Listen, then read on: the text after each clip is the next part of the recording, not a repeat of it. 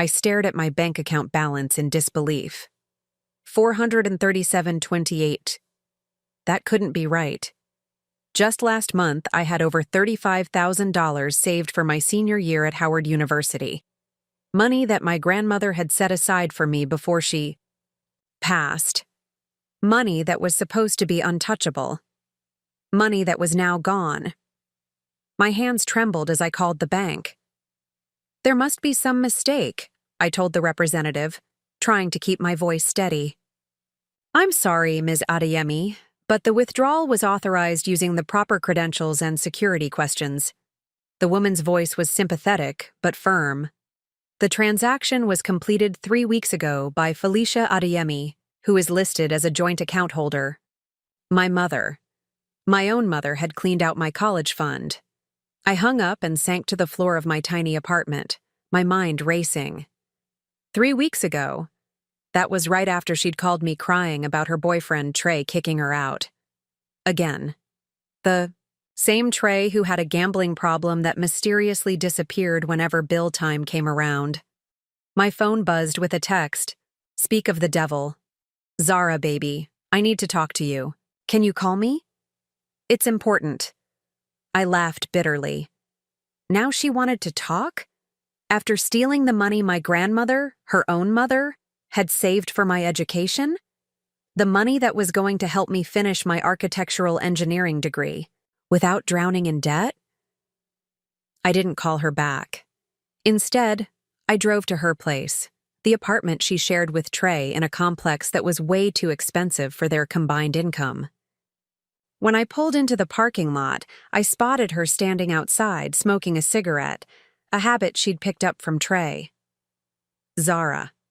She smiled when she saw me, flicking away her cigarette and opening her arms for a hug. I've been trying to reach you, baby. I stayed rooted to the spot, my arms crossed tight against my chest. Where's my money, Mom? Her smile faltered. What money, baby? Don't play dumb. The money Grandma left for my college. The money you took out of our joint account 3 weeks ago. She had the decency to look away, at least. Oh, that. I was going to tell you about that. Were you? When? After I got evicted from my apartment because I can't pay rent? After I had to drop out with 1 semester left?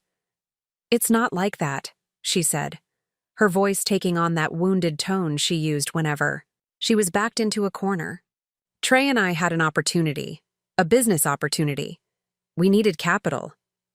A business opportunity, I repeated flatly. Yes, a food truck. You know how Trey can cook.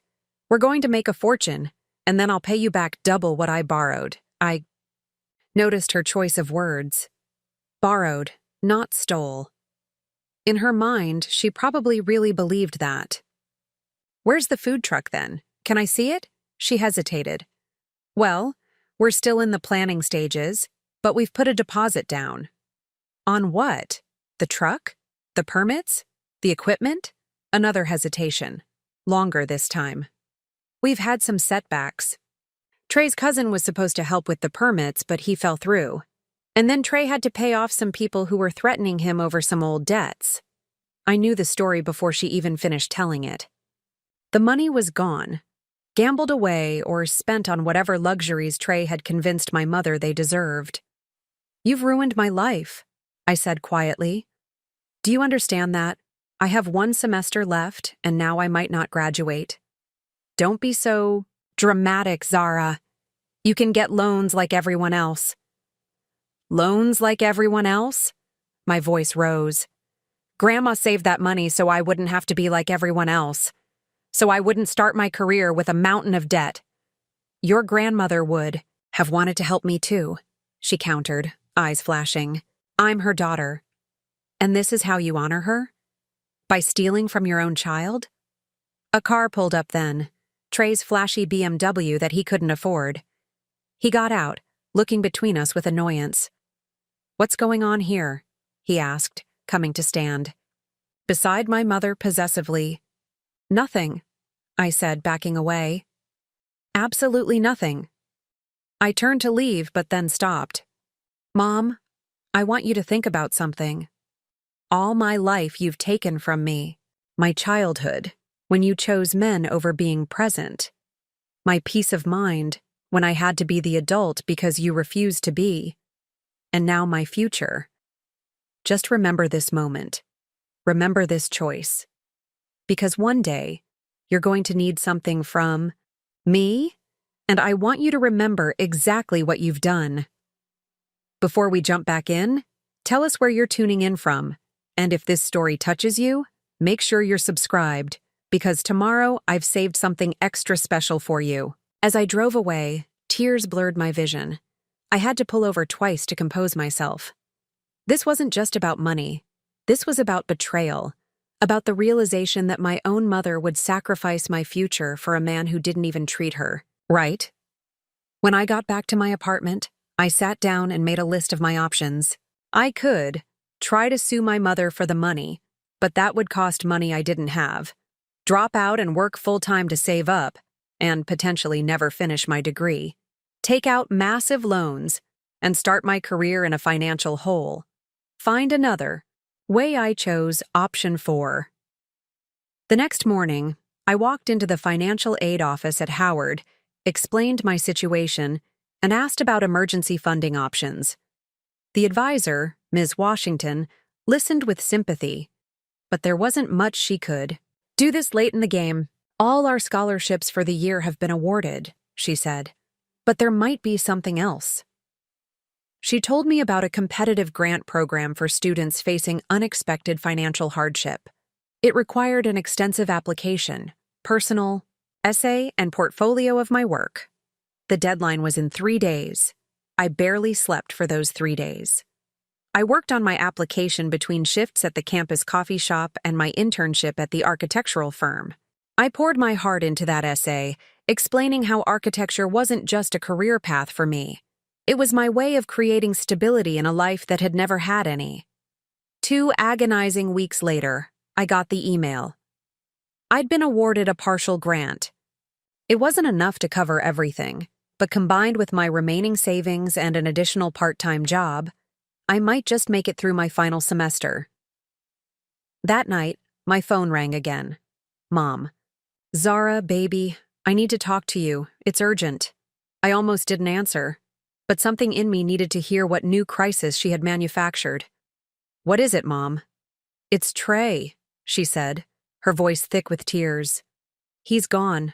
Took off with everything. The TV, my jewelry, even my car.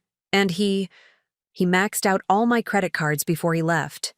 I closed my eyes, unsurprised. I'm sorry to hear that. I need help, baby. I don't have anywhere to go. The landlord is evicting me because the rent is 3 months behind.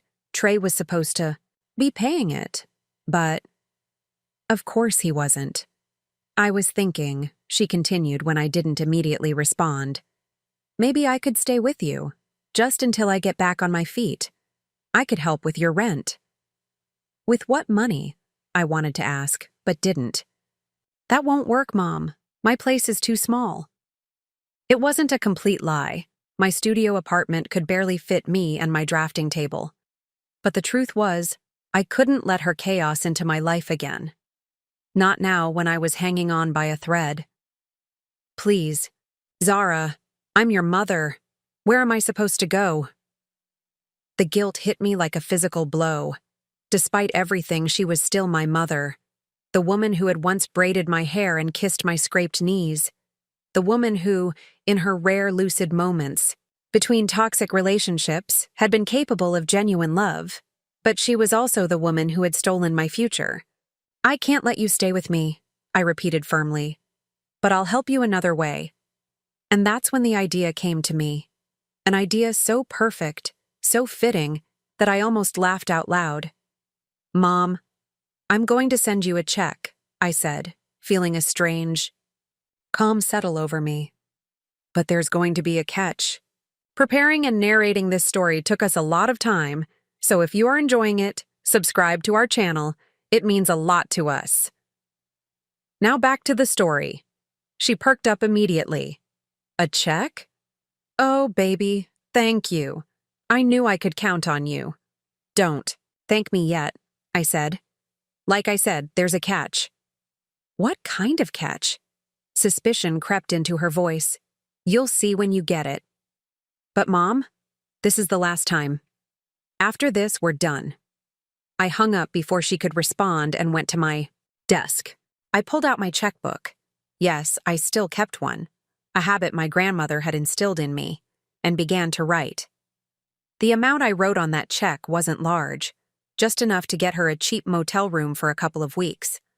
But what I wrote, in the memo line, that was priceless.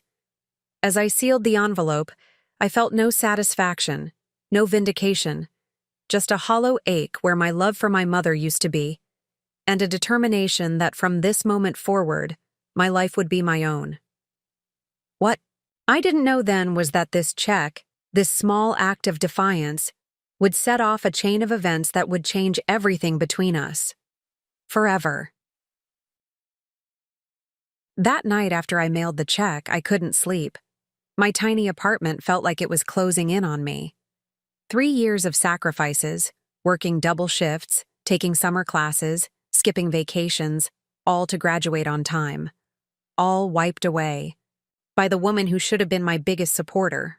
My phone buzzed at 2:17 a.m. Mom, what exactly do you mean by this? Her voice wasn't sad anymore. It was sharp, indignant. The check had arrived faster than I expected. So you got it. Repayment for childhood trauma? Is that some kind of sick joke?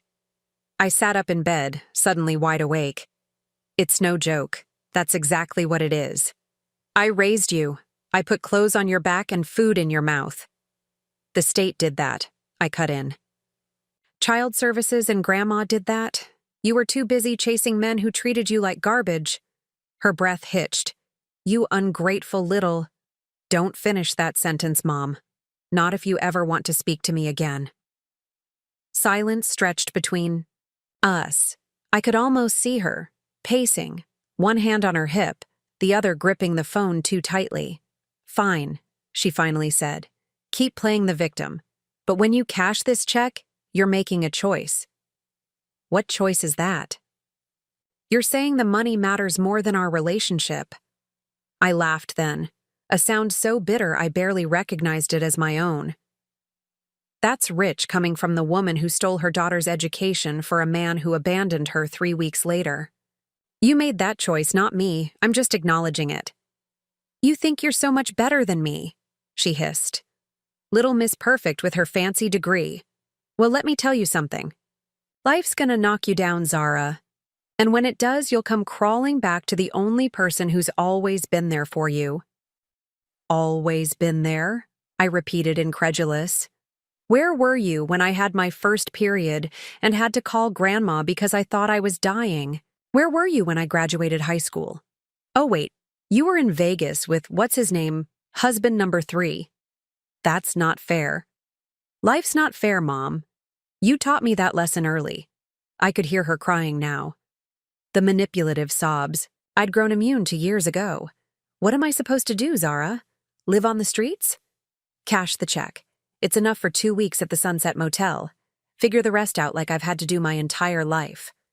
I hung up and blocked her number. The next morning, my academic advisor called with news. A prominent architectural firm was sponsoring a competition. First prize? A $25,000 scholarship and guaranteed internship. The deadline's tight, he warned. 2 weeks. But Zara, your urban renewal project from last semester? With some refinement, it could be a strong contender. I felt a flicker of hope, for the first time since discovering my empty bank account. I'll do it. For the next 14 days, I lived at my drafting table. My design, transforming abandoned factories into affordable housing communities with green spaces and childcare facilities, wasn't just a project. It was my story, creating stability where there had been none. On day 10, there was a knock at my door. I wasn't expecting anyone. Through the peephole, I saw my mother's cousin Denise, the only relative on that side of the family I still spoke to occasionally. Your mother's staying with me, she said when I opened the door, skipping any greeting. She showed up 3 days ago with nothing but a duffel bag. I crossed my arms. And? And she showed me the check you sent her. Denise shook her head.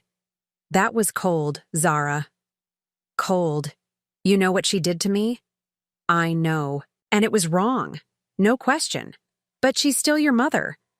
I motioned for Denise to come in, suddenly aware of my neighbors potentially overhearing. That woman stopped being my mother the moment she decided her boyfriend's gambling habit was more important than my education. Denise sighed, looking around at my apartment, at the architectural models, the drafting table covered in sketches, the walls plastered with design concepts and inspirational quotes. I see you're still pursuing your dreams despite everything. I have no choice. It's this or give up. Your mother has something she wants to give you, Denise said, reaching into her purse. She was too ashamed to come herself. She handed me a small, tarnished jewelry box. Inside was my grandmother's wedding ring, a simple gold band with 3 tiny diamonds. My breath caught. She pawned this years ago, I whispered. I thought it was gone forever. She tracked it down. Spent days going to every pawn shop in the city until she found it. I closed the box, my hands trembling. This doesn't make up for what she did. No, it doesn't, Denise agreed. But maybe it's a start. After she left, I sat with the ring, memories of my grandmother flooding back. She'd been my rock, my true parent. When she died my sophomore year, I'd felt untethered, alone in the world, except for a mother who'd always been more like a chaotic older sister than a parent. The competition deadline loomed. I put the ring in my desk drawer and tried to refocus on my designs, but something kept nagging at me. Why would my mother go to such lengths to find Grandma's ring? The woman I knew would have sold it for a fraction of its worth without a second thought. 3 days later, I submitted my competition entry with minutes to spare. That evening, exhausted but relieved, I checked my blocked calls list out of curiosity. 27 missed calls from my mother's number. Against my better judgment, I unblocked her. My phone rang immediately, as if she'd been staring at it, waiting. I let it ring 4 times before answering. What do you want, Mom? Zara. Her voice sounded different, smaller. I need to see you. In person. Why? There's something I need to tell you. Something important. Every instinct told me to hang up. I'd been down this road before. The urgent need to meet. The mysterious something important that inevitably turned out to be another request for money or help. Whatever it is, you can tell me over the phone. She hesitated. I can't. Not this. Then I guess I'll never know. It's about your father. My heart stuttered. My father was a forbidden topic, a mystery she'd refused to discuss my entire life. All I knew was that he'd left before I was born and that mentioning him was the fastest way to send my mother into a rage. What about him? Please, Zara, meet me tomorrow. Barker's Cafe at noon. I didn't cash my mother's check. For 3 days, it sat on my kitchen counter while I worked on my competition project, taunting me with its presence. The money felt tainted somehow, blood money. Not because of how she'd gotten it, but because of why. I kept thinking about that car. A 1970s Chevelle SS in cherry red, worth far more than what she'd given me. I looked up comparable models online. Pristine examples were selling for $60,000 to $85,000, which meant either she'd been ripped off or she was lying about where the money came from. Neither would surprise me. On the 4th day, I drove to Denise's apartment unannounced. It was midday on a Tuesday, and I knew Denise would be at work. That was deliberate. My mother answered the door in a worn Howard University sweatshirt. My sweatshirt, actually. One I'd thought lost during a visit home. 2 years ago, her hair wasn't done, and without makeup, the yellowish tint to her skin was obvious. Signs of jaundice, a common symptom of pancreatic cancer. Zara? She blinked in surprise, unconsciously pulling the sweatshirt tighter around her thin frame. "What are you doing here?" I held up the check. "Where did this money really come from?" She sighed, stepping back to let me in. "I told you, I sold the Chevelle." Denise's apartment was small but tidy, except for the coffee table covered with prescription, bottles and medical printouts. A hospital schedule was pinned to the refrigerator, chemotherapy appointments, pain management consultations. "You got $35,000 for a pristine classic car that's worth at least twice that?" I kept my voice level. "Try again." She sat heavily on the couch, suddenly looking exhausted. "I didn't say it was pristine. It needed work, a lot of work." "Even so.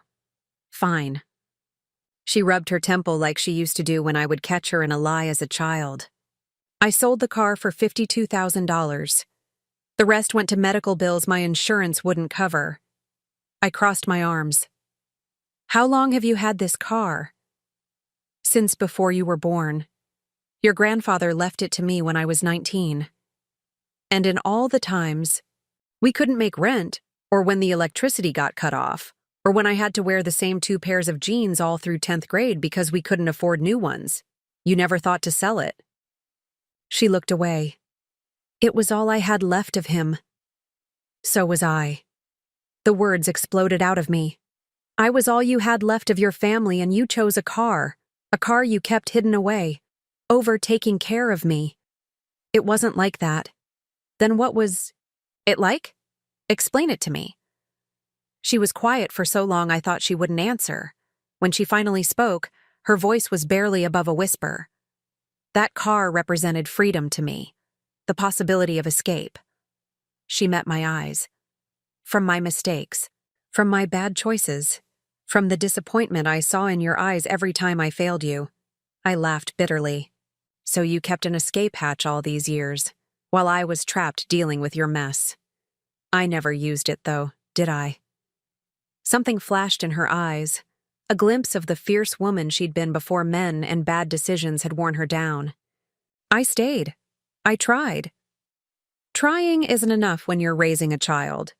"No," she agreed. "It isn't." I paced Denise's small living room, the check still clutched in my hand. Part of me wanted to tear it up, to reject this blood money and whatever obligation might come with it. But another part, the practical part, knew I needed it if I wanted to graduate. "Why didn't you tell me?" I finally asked. "About the cancer." She smiled sadly. "Would it have changed anything between us?" I wanted to say no, to maintain the wall I'd built, but I wasn't sure. Maybe. I don't know. That's why. I didn't want your pity. And I didn't want you to feel obligated to forgive me, just because I'm dying. So instead you stole from me? That was before. She gestured vaguely at the medical paperwork. Before I accepted that no amount of money was going to save me. I wasn't thinking clearly. I sat down across from her, studying her face. The mother I knew was a master manipulator, capable of Olympic-level emotional gymnastics to get what she wanted. But the woman before me now seemed stripped of artifice. Whether from the cancer or something else, I couldn't tell. "I need to ask you something," I said, "and I need the truth. For once in your life, just give me the complete truth." She nodded warily. "The information about my father, is it real?" Her expression hardened. "Yes." "And he's alive?" "As far as I know." "Why keep it from me all these years? Why the secrecy?" She picked at a loose thread on the sweatshirt. "Because I was ashamed." "Of what?" "Of how badly I screwed up." She took a deep breath. "Your father didn't abandon us, Zara. I drove him away. And then I kept him away." The room seemed to tilt around me. My entire life, I'd carried the weight of being unwanted by a father who'd left before he'd even seen me. It had shaped me, made me determined to prove my worth, to never need anyone who didn't need me back. "What do you mean you kept him away?" "He wanted to be in your life, fought for it, actually. But I was young and stupid and angry that he'd broken up with me, so I made it impossible. She looked down at her hands. I moved around, changed our phone number, told the courts he was dangerous when he wasn't. My chest felt tight, like I couldn't get enough air. He tried to find me? She nodded, tears welling in her eyes. For years. Until your 10th birthday. That's when he gave up, I think. I stood up abruptly, needing space, needing air. My entire understanding of my life was shifting beneath my feet. So everything, all the times you told me he didn't want me, that he never sent child support, that he didn't even stay to see me born, all of that was a lie. She didn't answer. She didn't need to. I walked to the window, pressing my forehead against the cool glass. Outside, life continued normal. A woman walking her dog, kids heading home from school, a mail carrier delivering packages. But inside, my world was fracturing. "The information I gave you," she said quietly. "It's the last address I have for him. From about 7 years ago, when he tried to reach out one final time. I sent back his letter unopened." I turned to face her. "Why tell me now?" "Because you deserve to know the truth before I'm gone. And because—" She hesitated. "Because I hope you'll find it in yourself to forgive me someday. Not now. Maybe not for years. But someday." I looked down at the check in my hand. My future, bought with her past, both tied together in ways I was only beginning to understand. "I need time," I said. "To process all this." She nodded. "I understand." As I moved toward the door, she called, after me. "The competition. Is the offer still open? For me to come?" I paused, hand on the doorknob. "It's next Friday. 2:00 at the Carmichael Building on campus." "I'll be there." "Don't make promises you can't keep," I said, more sharply than I intended. "I know my track record isn't great," she replied. "But this one I intend to keep." I left without saying goodbye, my mind churning with revelations and questions. The folded paper with my father's information burned in my pocket, but I wasn't ready to look at it yet. One emotional earthquake at a time. Back at my apartment, I finally cashed the check. Not because I'd forgiven her, but because I'd worked. Too hard to throw away my chance at graduation now. The competition was still a long shot, but with this money, at least I had a backup plan. Over the next week, I poured everything into finalizing my design. During one all-nighter, fueled by too much coffee and the kind of clarity that only comes in the small hours, I made a radical change to my project. Instead of focusing solely on the architectural elements, I expanded the community aspect, adding spaces designed specifically for single-parent families, with built-in childcare, shared kitchens, and flexible work areas. Places where people could find support when family failed them. The day before the competition, I received a text from an unknown number in the hospital. "Bad reaction to chemo. Still planning to come tomorrow. Need address again." I knew it was my mother, and I knew with absolute certainty that she wouldn't make it to the competition. It was the same pattern I'd seen my entire life. The promise, followed by the crisis, followed by the absence. I didn't respond. Preparing and narrating this story took us a lot of time, so if you are enjoying it, subscribe to our channel. It means a lot to us. Now back to the story. The next morning, I woke to another text from the same number. "Being discharged. Will be there. Save me a seat?" I ignored this one too. The Carmichael Building was packed with people. Students, faculty, industry professionals, and the competition judges. I set up my display alongside the other finalists, arranging my architectural model and presentation boards. My hands shook slightly, but not from nerves. From anger, maybe, or disappointment, or both. 2:00 came, and went. The judges began their rounds, stopping at each display to discuss the designs with their creators. I explained my concept with practiced calm, highlighting the unique features that addressed urban housing inequity. They seemed impressed, asking thoughtful questions and taking notes. Halfway through my presentation, movement at the back of the room caught my eye. A woman in a headscarf was being helped into a chair by Denise. My mother had come after all. I faltered mid-sentence, thrown by her appearance. She looked worse than she had at Denise's apartment, her face gaunt and gray. But she was there. Her eyes fixed on me with a mixture of pride and something else I couldn't quite name. The head judge, a renowned architect whose work I'd studied for years, noticed my distraction. "Is everything all right, Ms. Adeyemi?" I pulled my attention back to the judges. "Yes, sorry."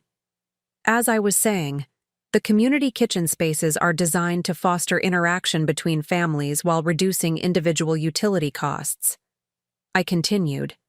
My presentation, hyper-aware of my mother's presence. When the judges moved on to the next finalist, I remained at my display, answering questions from other attendees. I didn't approach her, and she didn't approach me. An hour later, the judges announced their decision. I stood with the other finalists, heart pounding. This year's scholarship award goes to a design that not only demonstrates exceptional architectural skill, but also shows a profound understanding of community needs, the head judge said. The winner is Zara Adeyemi. The room erupted in applause. My classmates hugged me. My professors shook my hand. I accepted the award certificate with a smile that felt frozen on my face, because all I could think was, my mother is watching this. After the ceremony, as people mingled and examined the displays more closely, I finally made my way to where she sat. "You came," I said, stopping a few feet away. "I told you I would." Her voice was weaker than yesterday, but her eyes were clear. "How did you get here? You should be resting." "Denise drove me, and I'll rest when I'm dead, which will be soon enough." She smiled wryly. "Congratulations, your design is beautiful." "Thank you." An awkward silence fell between us. There was too much to say and no way to say it. "Did you look at the information?" she finally asked. "About your father?" I shook my head. "Not yet. You should, before—" She didn't finish the sentence, but she didn't need to. "Why did you really come today?" I asked. "The truth." She considered the question for a moment. "To see who you've become without me, who you managed to be despite me." Her eyes glistened. "And Zara? You're magnificent." Something broke inside. Me, then. A dam holding back years of anger and hurt and longing. Tears spilled down my cheeks as I sank into the empty chair beside her. "I don't know how to forgive you," I whispered. "I want to, but I don't know how." "You don't have to," she said, tentatively reaching for my hand. "You don't owe me that." I let her take my hand, her fingers cold and papery against mine. "But there's something I want to ask you," she continued. "A favor I have no right to request." Here it was. The real reason she'd come. The catch I'd been waiting for. "What?" I asked, bracing myself. "When you meet your father, and I hope you will, please don't tell him how badly I've failed you. Let him think I did better than I did." Of all the things she might have asked, this was the last I expected. Why would you care what he thinks? Because he was right about me. She squeezed my hand weakly. "He said I wasn't ready to be a mother, that I was too selfish, too immature. I spent years proving him right, and I just—" She trailed off, exhaustion evident in every line of her face. I didn't promise anything. I couldn't. But as Denise helped her up to leave, I found myself saying, "I'll come visit you, tomorrow." The relief in her eyes was immediate and overwhelming. "I'd like that." As they shuffled toward the exit, my phone buzzed with an email notification. The official confirmation of my scholarship award. $25,000 toward my final semester, plus a guaranteed internship with the sponsoring firm. I'd done it. Secured my future despite everything. The path forward was clear now, unobstructed by financial worry. But as I watched my mother's frail form disappear through the doors, I realized I was standing at a different kind of crossroads. One where the choices were more complex than simply moving forward or giving up. That night, alone in my apartment, I finally unfolded the paper she'd given me at the cafe. My father's information stared back at me in my mother's handwriting. Marcus Jefferson, Rye Seat 7 Westland Avenue, Apton 3C, Philadelphia, PA 19104-215, 555-2190, as of 2018. Below it, she'd written something else. He has your smile and your stubbornness. He would be proud of the woman you've become. I sat with the paper for a long time, tracing the letters of his name with my finger. Marcus Jefferson, the man who had wanted me when I thought no one did. The man who had tried to be in my life when I'd believed he'd walked away. Then I picked up my phone and dialed the number, not knowing if it still worked, not knowing what. I would say if it did, only knowing that I had to try. As the phone rang, I wondered if this was what my mother had felt when she'd called me that night after sending the check. That mix of terror and hope, of possibilities both wonderful and devastating. On the third ring, someone answered. Hello? A deep voice, warm and curious. I took a breath. Is this Marcus Jefferson? Yes. Who's this? My throat tightened. My name is Zara. Zara Adeyemi. I think you might be my father. The silence that followed felt like it lasted an eternity. His breath caught audibly through the phone. Zara? Little Zara? The way he said my name, with recognition, with wonder, sent a jolt through my body. He knew who I was. He hadn't forgotten me. Yes. I managed, my voice barely above a whisper. God. His voice broke. I've waited for this call for 18 years. I sank to the floor, back against my apartment wall, knees pulled to my chest like I used to sit as a child when overwhelmed. 18 years? Since the last time your mother's lawyer sent back my letters. I never stopped hoping, though. Each word he spoke was another crack in the foundation of the story I'd built my life around. The narrative of abandonment crumbling under the weight of this new truth. I don't know what to say, I admitted. Everything I thought I knew about us, was a lie. I figured as much. There was no bitterness in his tone, just a profound weariness. Your mother was protective of you. That's a generous way to describe it. My laugh came out harsh, scraping against my throat. Are you okay? He asked. I mean, beyond this conversation? In your life? The question was so unexpected, so genuine, that it caught me off guard. When was the last time anyone had asked me that and actually wanted the real answer? I'm surviving, I said finally. I'm about to graduate from Howard. Architecture. Howard. Pride bloomed in his voice.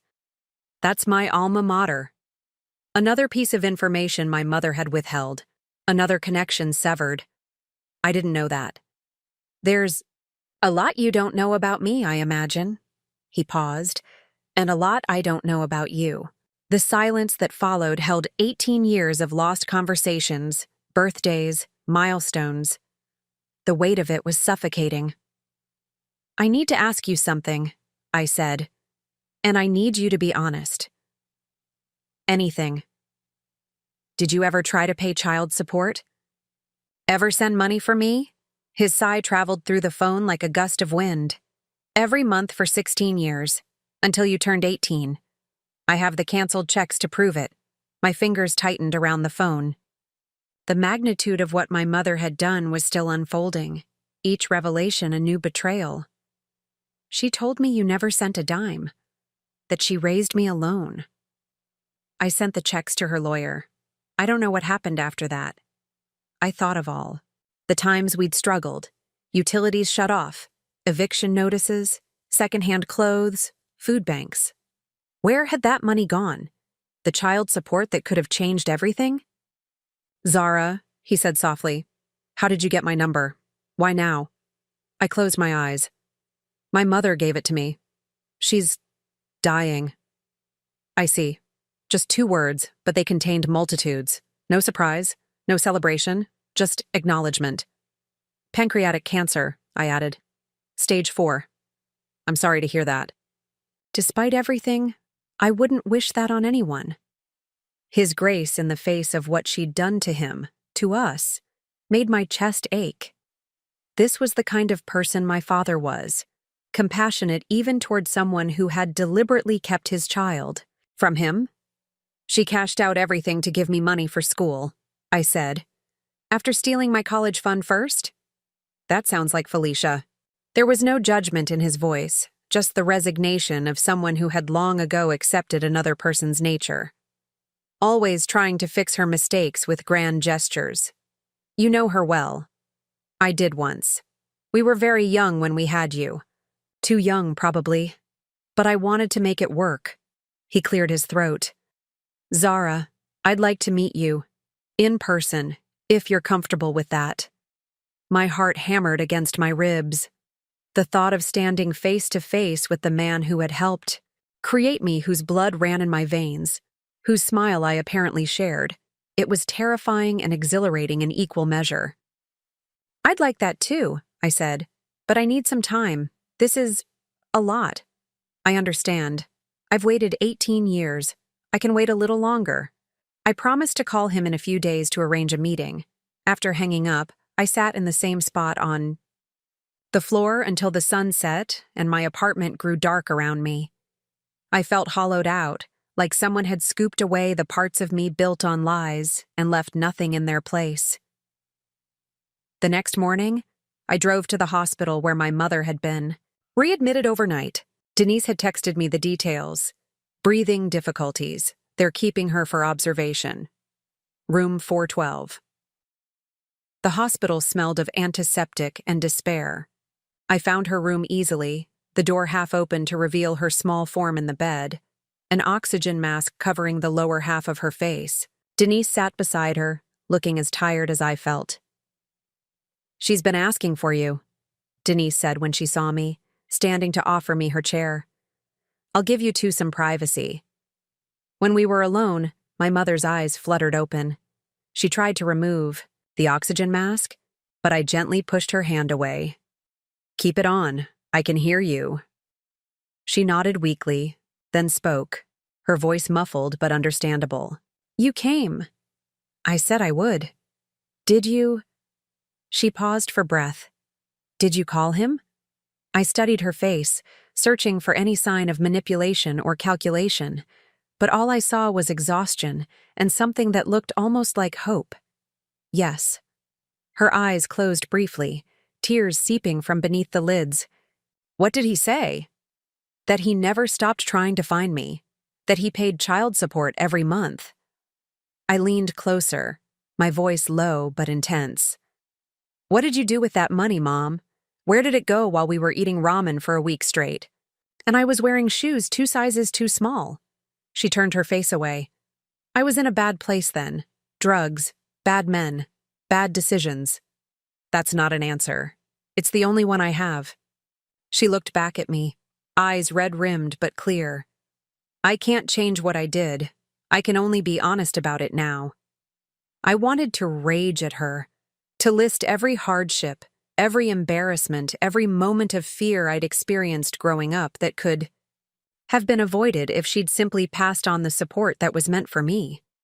But looking at her now, tethered to machines and fighting for each breath, my anger felt futile. "I'm meeting him," I said instead. "As soon as I can arrange it." She nodded, a tear sliding down her temple and disappearing into her hair. "Good. He deserves to know you. And I deserve to know him. Yes." The single word seemed to take all her strength. "You do." I stayed for an hour, mostly in silence. Before I left, she gestured for me to come closer, pulling the oxygen mask aside despite my protest. "The check I gave you," she wheezed. "Use it for something that makes you happy. Not just for school, for joy." Her fingers clutched mine with surprising strength. "Don't be like me, saving an escape route you never take. Live now." I didn't know what to say to that, so I just squeezed her hand and promised to return the next day. Outside the hospital, I called Marcus, my father, and arranged to meet him that weekend. He offered to drive down from Philadelphia to make it easier for me. "I can come to you," he insisted. "I've been imagining this moment for so long." We agreed to meet at a cafe near my campus, neutral ground. When Sunday arrived, I got there 30 minutes early, too anxious to sit in my apartment waiting. I chose a table in the corner with a clear view of the door and ordered a coffee I couldn't drink, my stomach too knotted with anticipation. At exactly noon, a tall man entered. He scanned the room, and even before his eyes met mine, I knew it was him. We had the same high cheekbones, the same way of tilting our heads slightly when searching for something. When he saw me, his face transformed. Joy, disbelief, and heartbreak all crossed his features in the span of a heartbeat. He approached slowly, as if afraid I might vanish if he moved too suddenly. "Zara?" I stood on shaky legs. "Marcus?" We stared at each other, both unsure of the protocol for this impossible moment. "Do you hug the father you're meeting for the first time at 22? Shake hands?" I settled for an awkward wave that made him smile, a smile that was indeed eerily similar to my own. "May I?" He gestured to the chair across from me. I nodded, sinking back into my seat. Up close, I could see more of myself in him, the shape of his eyes, the way one eyebrow arched slightly higher than the other. Looking at him was like finding missing puzzle pieces to my own reflection. "You look so much like your grandmother," he said softly. "My mother." "I have another grandmother?" The question slipped out before I could stop it. Pain flashed across his face. "Had. She passed 3 years ago. She never stopped asking about you, though. Kept a photo of you as a baby on her mantle until the day she died." Another loss I hadn't known to grieve. Another family connection stolen from me. "I'm sorry," I said. "I would have liked to know her." He nodded, blinking rapidly. "She would have adored you." Preparing and narrating this story took us a lot of time, so if you are enjoying it, subscribe to our channel. It means a lot to us. Now back to the story. The next 2 hours passed in a blur of stories, questions, and discoveries. I learned that Marcus had become an urban planner, not so different from architecture. That he'd married and had 2 other children, which meant I had half-siblings, a brother, age 12, and a sister 10. "They know about you," he assured me. "I've always been honest with them that they have an older sister. They've been asking to meet you for years." I learned that after my mother had blocked his every attempt to be in my life, he'd channeled his grief into advocacy, working with a nonprofit that helped fathers maintain relationships with their children after separation.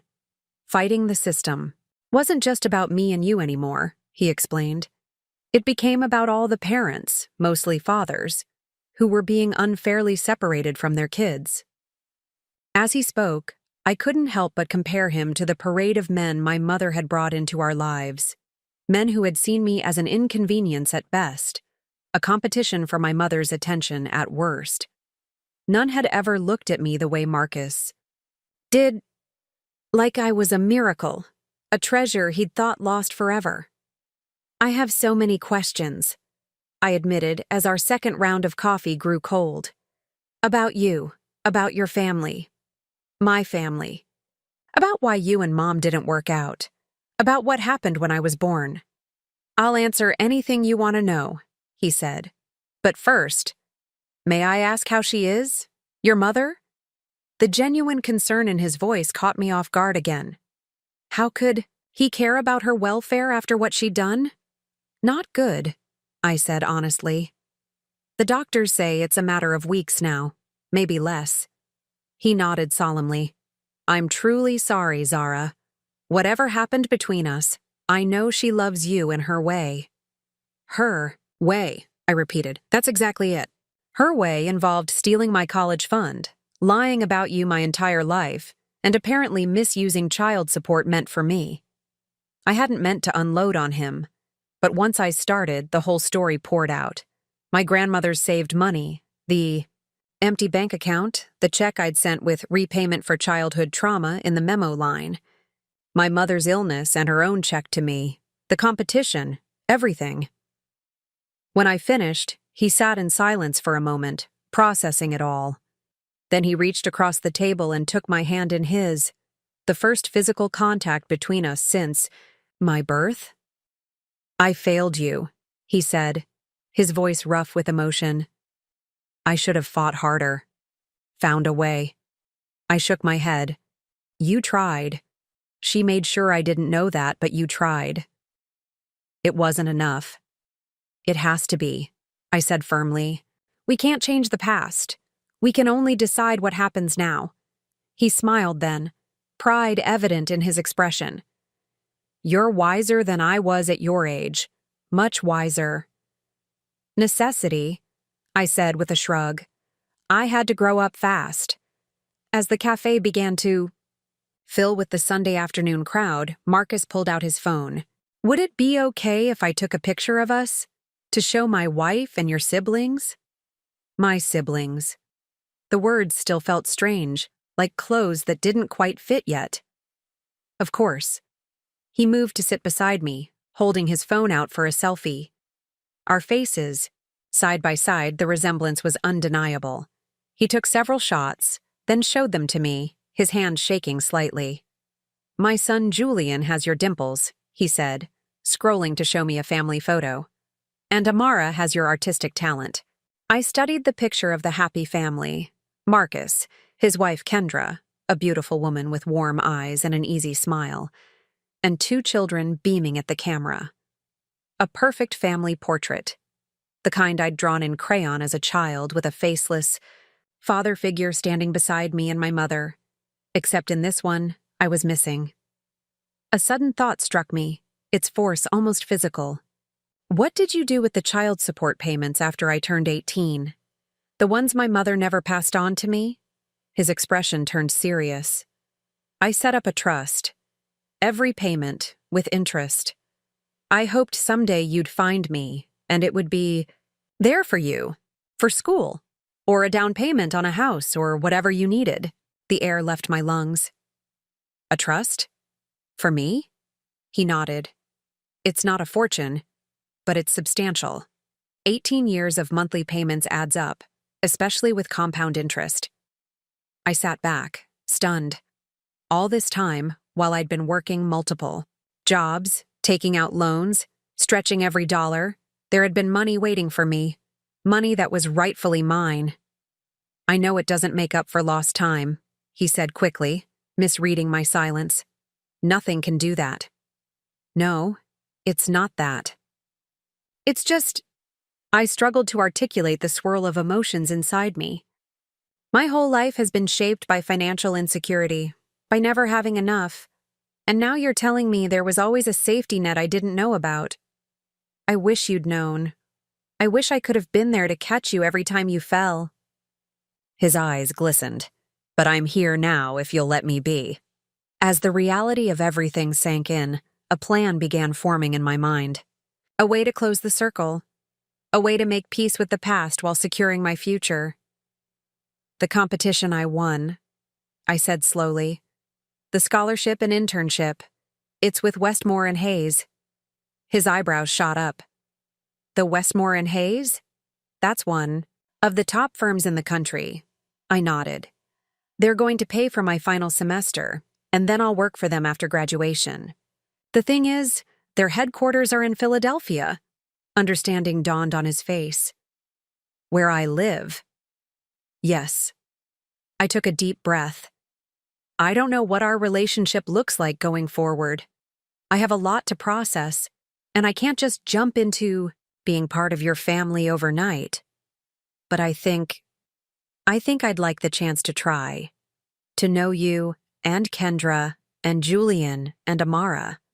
He blinked rapidly, clearly fighting back tears. We would like that too, very much. We made plans to talk again later that week. As we walked out of the cafe together, he hesitated by his car. Zara, I don't want to overstep, but how are you managing with your mother's situation? Practically, I mean. Hospital bills, arrangements, all of that? I hadn't even thought about those things. The practical aftermath of death had seemed distant, abstract. I don't know, I admitted. Denise, her cousin, has been handling most of it, I think. He nodded. If you need help, any kind of help, please ask. I know it's complicated, but I'd like to be there for you through this. Even if it's just to handle logistics or... He trailed off, clearly unsure if he was crossing a line. Thank you, I said. I'll think about it. I watched him drive away. A man who had been a ghost my entire life, now suddenly solid and real. That night, I couldn't sleep. My mind kept returning to the check my mother had given me, now deposited but unspent. To the trust Marcus had maintained for 18 years. To the scholarship that would take me to Philadelphia. And most of all, to my mother's words in the hospital. Use it for something that makes you happy, not just for school, for joy. The next morning, I made a decision. I withdrew $5,000 from my account, a portion of the money my mother had given me, and placed it in an envelope. Then I drove to the hospital. She was worse. Her breathing labored even with the oxygen, her skin a dull yellow against the white sheets. But her eyes brightened when she saw me. You met him, she said, the words barely audible. Yes. I sat beside her, the envelope in my lap. He's kind, much kinder than you deserved. She didn't argue. And you? What did you think of him? I think he's the father I always wished for. I saw the pain my words caused, but I couldn't bring myself to soften the truth. He set up a trust for me. All the child support you never passed on. It's been waiting for me all these years. She closed her eyes. I'm sorry, Zara. So sorry. I know you are. Now. I placed the envelope on her bed. But this isn't about apologies anymore. It's about choices. She looked at the envelope questioningly. $5,000, I explained. For whatever you need in the time you have left. Hospice care, medical expenses, anything that will make you comfortable. Her eyes filled with tears. Why would you, after everything? I leaned close, making sure she could hear me clearly. Because there's been enough punishment, enough pain, and because this is how I choose to be different from you, by giving instead of taking, even when it's hard. She reached for my hand with trembling fingers. The check I gave you had no catch, I finished for her. But this one does. I turned the envelope over, showing her what I'd written in the memo line. For finding the courage to tell the truth before it was too late. The symmetry wasn't lost on her. The circle closing. Her check to me after mine to her. I'm going to move to Philadelphia after graduation, I told her. I'll work for a firm there, and I'll get to know my father and his family. A single tear slid down her cheek. You'll be happy there. I think I will. Will you? She paused, gathering strength. Will you come back before you go? The question held all her fear, all her regret. The knowledge that her time was limited, that there would be no future reconciliation, no years to rebuild what had been broken. I thought of all the times she'd abandoned me, all the promises she'd broken, and I thought of Marcus, who had never stopped trying to reach me, never stopped hoping. Yes, I said finally. I'll come back. It wasn't forgiveness, not entirely. but it was a choice I could live with. A way to end one chapter before beginning another. As I left the hospital that day, I felt lighter somehow.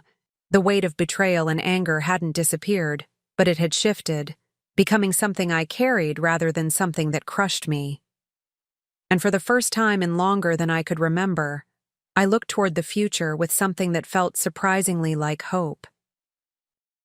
"I found something last night," I finally said, breaking the silence. "My mother kept a storage unit. Inside were all your letters to me and the child support checks, uncashed." His hands tightened on the steering wheel. "She kept them? All of Yao? Them?" I nodded. "Every single one. There must be 100 or more." 112, he said quietly. "I wrote to you on the 1st of every month, plus holidays and your birthday." He shook his head in disbelief.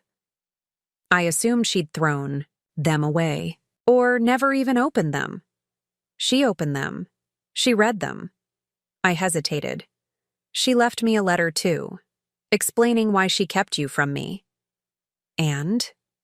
His voice was carefully neutral. "She was afraid I would choose you over her if I knew the truth." The simplicity of it was heartbreaking.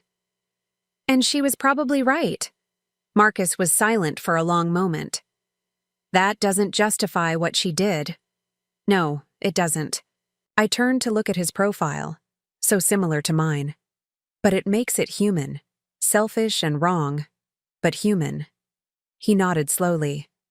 "I spent years being angry, imagining confronting her, making her pay somehow. But as time passed, I realized my energy was better spent fighting for other parents in similar situations, for change in the system."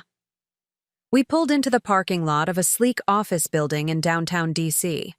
Before getting out, Marcus turned to me. "Zara, about the trust. I need you to know that it's substantial. When your mother refused the child support, I doubled the amounts and invested the funds. The total is just over $120,000. The figure hit me like a physical blow. $120,000? He nodded. "It's yours, immediately and unconditionally." I sat frozen, recalibrating everything. This wasn't just tuition money. This was freedom, options, security I'd never known. "This changes everything," I whispered. "I hope so," he said. "I couldn't give you my presence in your life, but I could do this. It was the one thing your mother couldn't prevent." Inside the attorney's office, the process was surprisingly simple. Forms signed, accounts verified, transfer initiated. Within 48 hours, I would have access to a sum that exceeded anything I'd ever imagined possessing. As we left, my phone buzzed with a text from Denise. "Come now. It's time." I showed Marcus the message. Without hesitation, he said, "I'll drive you." On the way to the hospital, I voiced a question that had been nagging at me. "Are you really not angry anymore? About what she did?" He considered this carefully. "I'm still hurt. I lost irreplaceable years with you. But anger? It's exhausting to maintain for 2 decades. He glanced at me. "And seeing who you've become despite everything, it's hard to stay angry when the end result is someone as remarkable as you." At the hospital, the scene was exactly as I'd feared. Doctors spoke in hushed tones. Machines beeped with increasing urgency. My mother lay still, her breathing shallow and uneven. I approached her bedside alone, Marcus hanging back respectfully at the door. Her eyes fluttered open when I took her hand. "I found the letters," I said simply, "and the checks." A faint smile touched her lips. "Why keep them all this time if you were never going to give them to me?" I asked. She struggled to form words, each one an effort. "Couldn't destroy your father. Even when I kept him from you." I nodded, understanding in a strange way. She had compartmentalized, keeping the evidence of her betrayal while continuing the betrayal itself. a contradiction as complex as she was. "Marcus is here," I said, nodding toward the door. "My father. Do you want to see him?" Fear flashed in her eyes, followed by resignation. A small nod. I motioned to Marcus, who approached cautiously, his expression guarded but compassionate. "Felicia," he said simply. "Marcus." Her voice was barely audible. "Sorry. So sorry." He stood awkwardly for a moment, 2 decades of pain and separation hanging between them. Then, surprising both of us, he took her other hand.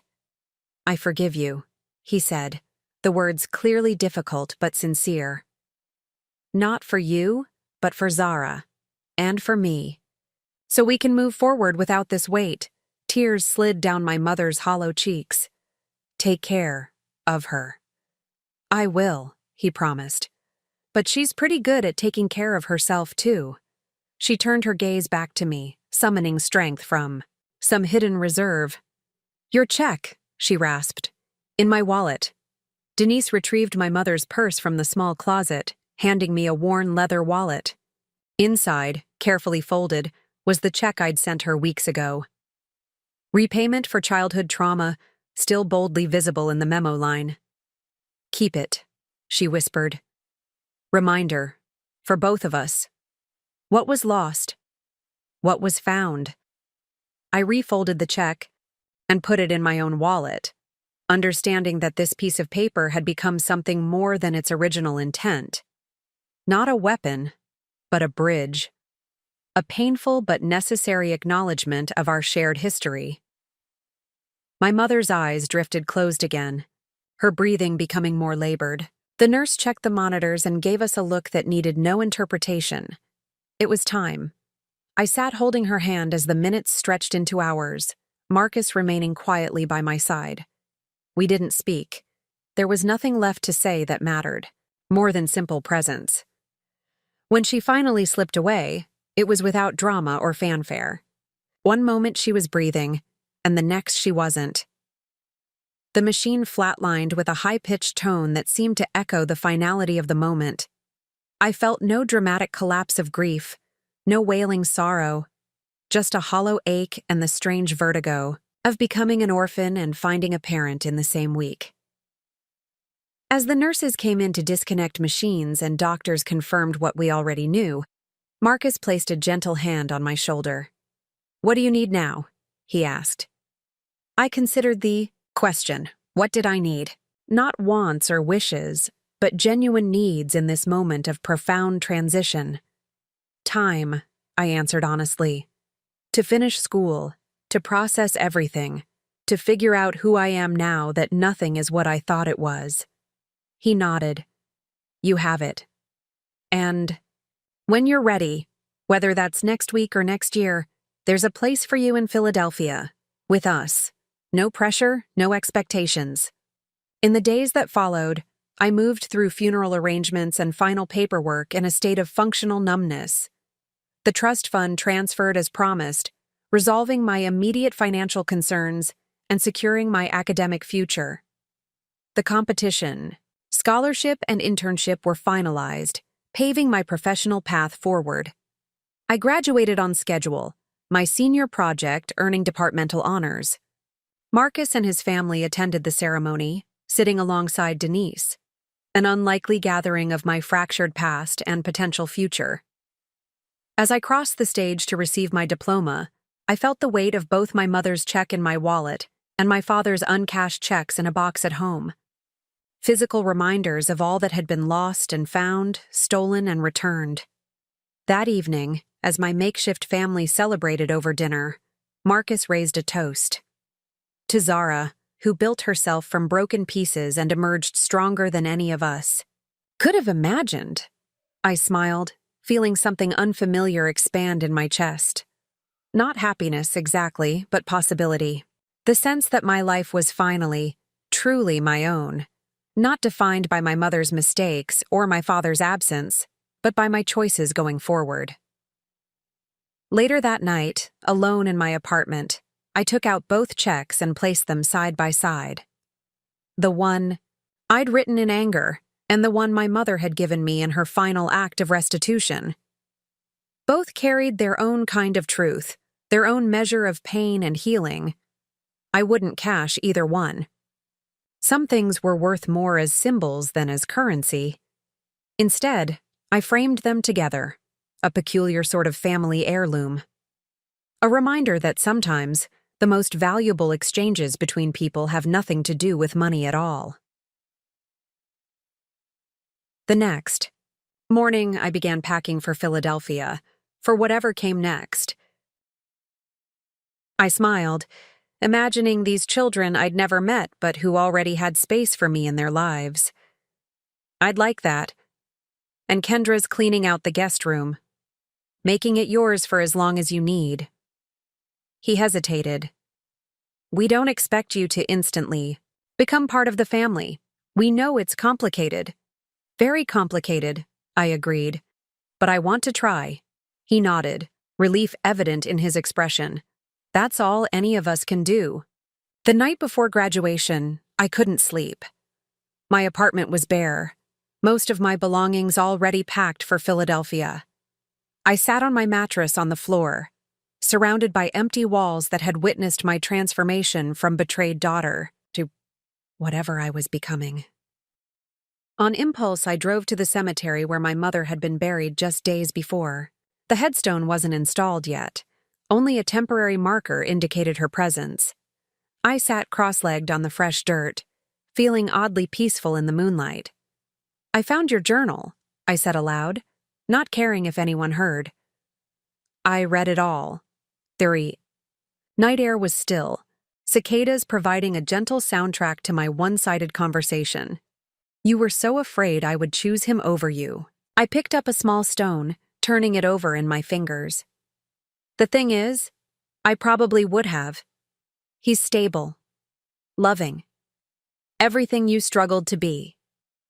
I placed the stone on top of the temporary marker. But I think I understand now why you kept us apart. Not that I agree with it, not that it was right, but I understand the fear behind it. I took a deep breath. And I want you to know that I'm going to Philadelphia. I'm going to know him, and Kendra, and my half-siblings. I'm going to explore that part of myself. A gentle breeze rustled the nearby trees, carrying the scent of fresh-cut grass and distant rain. But I'm taking you with me too. Not the you that stole from me or lied to me, the you in that journal, the you who saw me, even when you couldn't reach me, the you who, in the end, chose truth over comfort. I stood, brushing dirt from my jeans. We're done now, Mom. Not because I've forgiven you completely, but because I'm choosing to be free. Of the anger, of the pain, of the need for you to be someone you never could be. Walking back to my car, I felt a subtle shift, like tectonic plates realigning beneath the surface. Not an earthquake, but a settling. A new formation taking shape. Graduation. Day dawned bright and clear. I stood with my classmates in our caps and gowns, the Howard University quad filled with proud families. Marcus, Kendra, Julian, and Amara sat in the audience, my unexpected cheering section. Denise beside them, a bridge between my past and future. When they called my name, I walked across the stage with steady steps. Dean Richardson handed me my diploma with a smile. Congratulations, Ms. Adeyemi. Your senior project was exceptional. Thank you, I said, suddenly overwhelmed by the journey that had brought me to this moment. Not just the 4 years of college, but the 22 years of becoming myself against all odds. Later, surrounded by my makeshift family, I posed for photos with my diploma. Julian, a miniature version of Marcus with the same serious eyes, asked, "Are you really coming to live with us, Zara?" I knelt to his level. Not exactly with you. I'll have my own apartment, but very nearby, and I'll visit all the time. Promise? Amara chimed in, her braids adorned with yellow ribbons that matched my graduation gown. I looked up at Marcus and Kendra, who watched with cautious hope, then back to these siblings I was just beginning to know. I promise. That evening, after the celebrations, I returned to my apartment for my final night before the move. The framed checks still sat on the mantel, my angry gesture and my mother's desperate restitution side by side. I carefully wrapped them in bubble wrap and placed them in a box marked important. Not to display in my new home, at least not yet, but to keep. To remember. To understand. As I sealed the box, my phone buzzed with a text from a number I didn't recognize. Ms. Adeyemi, this is Richard Blackwood from Westmore and Hayes. We're thrilled you'll be joining us next month. I just reviewed your senior project again and had an idea I'd like to discuss. Your concept for affordable housing with integrated support services. Would you be interested in pitching it as an actual development? We have a client looking for exactly this kind of innovative approach. Call me Monday if you're interested. I stared at the message, disbelief giving way to a surge of validation. My work, born from my own experiences, shaped by both absence and presence, might actually become reality. Might actually help families like mine had been. For a moment, I wished my mother could know that her chaotic legacy had somehow led to something constructive, that the daughter she'd both damaged and loved was creating stability where there had been none. Then I realized she would know. Not literally, of course, but the part of her that lived in me, the resilience, the determination, even the fierce protectiveness, would be there in every blueprint, every design choice, every family that found shelter in spaces I created. The next morning, I loaded the last of my boxes into my car. The sun was just rising, painting the sky in shades of possibility. Philadelphia was a 3-hour drive away. A new city, a new family, a new beginning. Before pulling away, I took one final walk through the empty apartment that had witnessed my transformation from victim to architect of my own life. In the kitchen, I left a single item on the counter, the key to storage unit 217, with a note addressed to Denise. For the next person who needs to understand that their story isn't over. Yet. That what's been taken can't define what might still be found. As I drove north toward Philadelphia, toward Marcus and his family, toward a future I was finally free to build on my own terms, I felt my mother's absence and my father's presence as equal weights balancing within me. The check I'd sent with such anger months ago had indeed come with a catch, just not the one I'd intended. Its true condition hadn't been punishment, but revelation. Not retribution, but release. Some debts can never be repaid. Some wounds never fully heal. But as the miles unspooled beneath my wheels and the skyline of a new city appeared on the horizon, I understood at last. The most valuable currency between people isn't money at all. It's truth. Even when it comes too late. Even when it hurts. Even when it transforms everything you thought you knew about yourself and the story you've been living. I was my mother's daughter. I was my father's child. I was my own creation. And for the first time in my life, that felt like enough. Philadelphia hit me like a wall of unfamiliarity. The city's grid layout, so different from DC's chaotic circles and diagonals. The distinct accent that caught me off guard in coffee shops. The way the sunlight hit the buildings at a slightly different angle than what my eyes were accustomed to. 2 weeks into my relocation, I sat in my sparsely furnished apartment, surrounded by boxes I hadn't found the energy to unpack. The walls were bare except for an architectural print, Frank Lloyd Wright's Falling Water, that I'd hung to make the place feel less temporary. I hadn't yet hung the framed checks.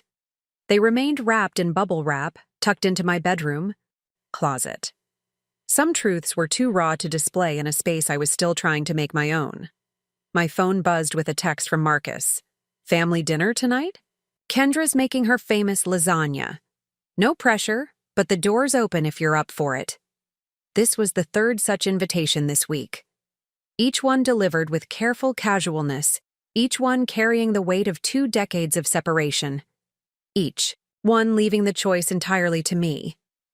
I texted back, "Thanks, but first day at Westmore and Hayes tomorrow. Prepping tonight." It wasn't entirely a lie. I did have orientation in the morning, and I was nervous enough that preparation seemed prudent. But the truth was more complicated. The family dinners I'd attended so far had been equal parts wonderful and excruciating. Julian, 11 and precocious, peppered me with questions about my life that I wasn't always ready to answer. Did you miss Dad growing up? Were you poor? Did your mom tell you Dad abandoned you?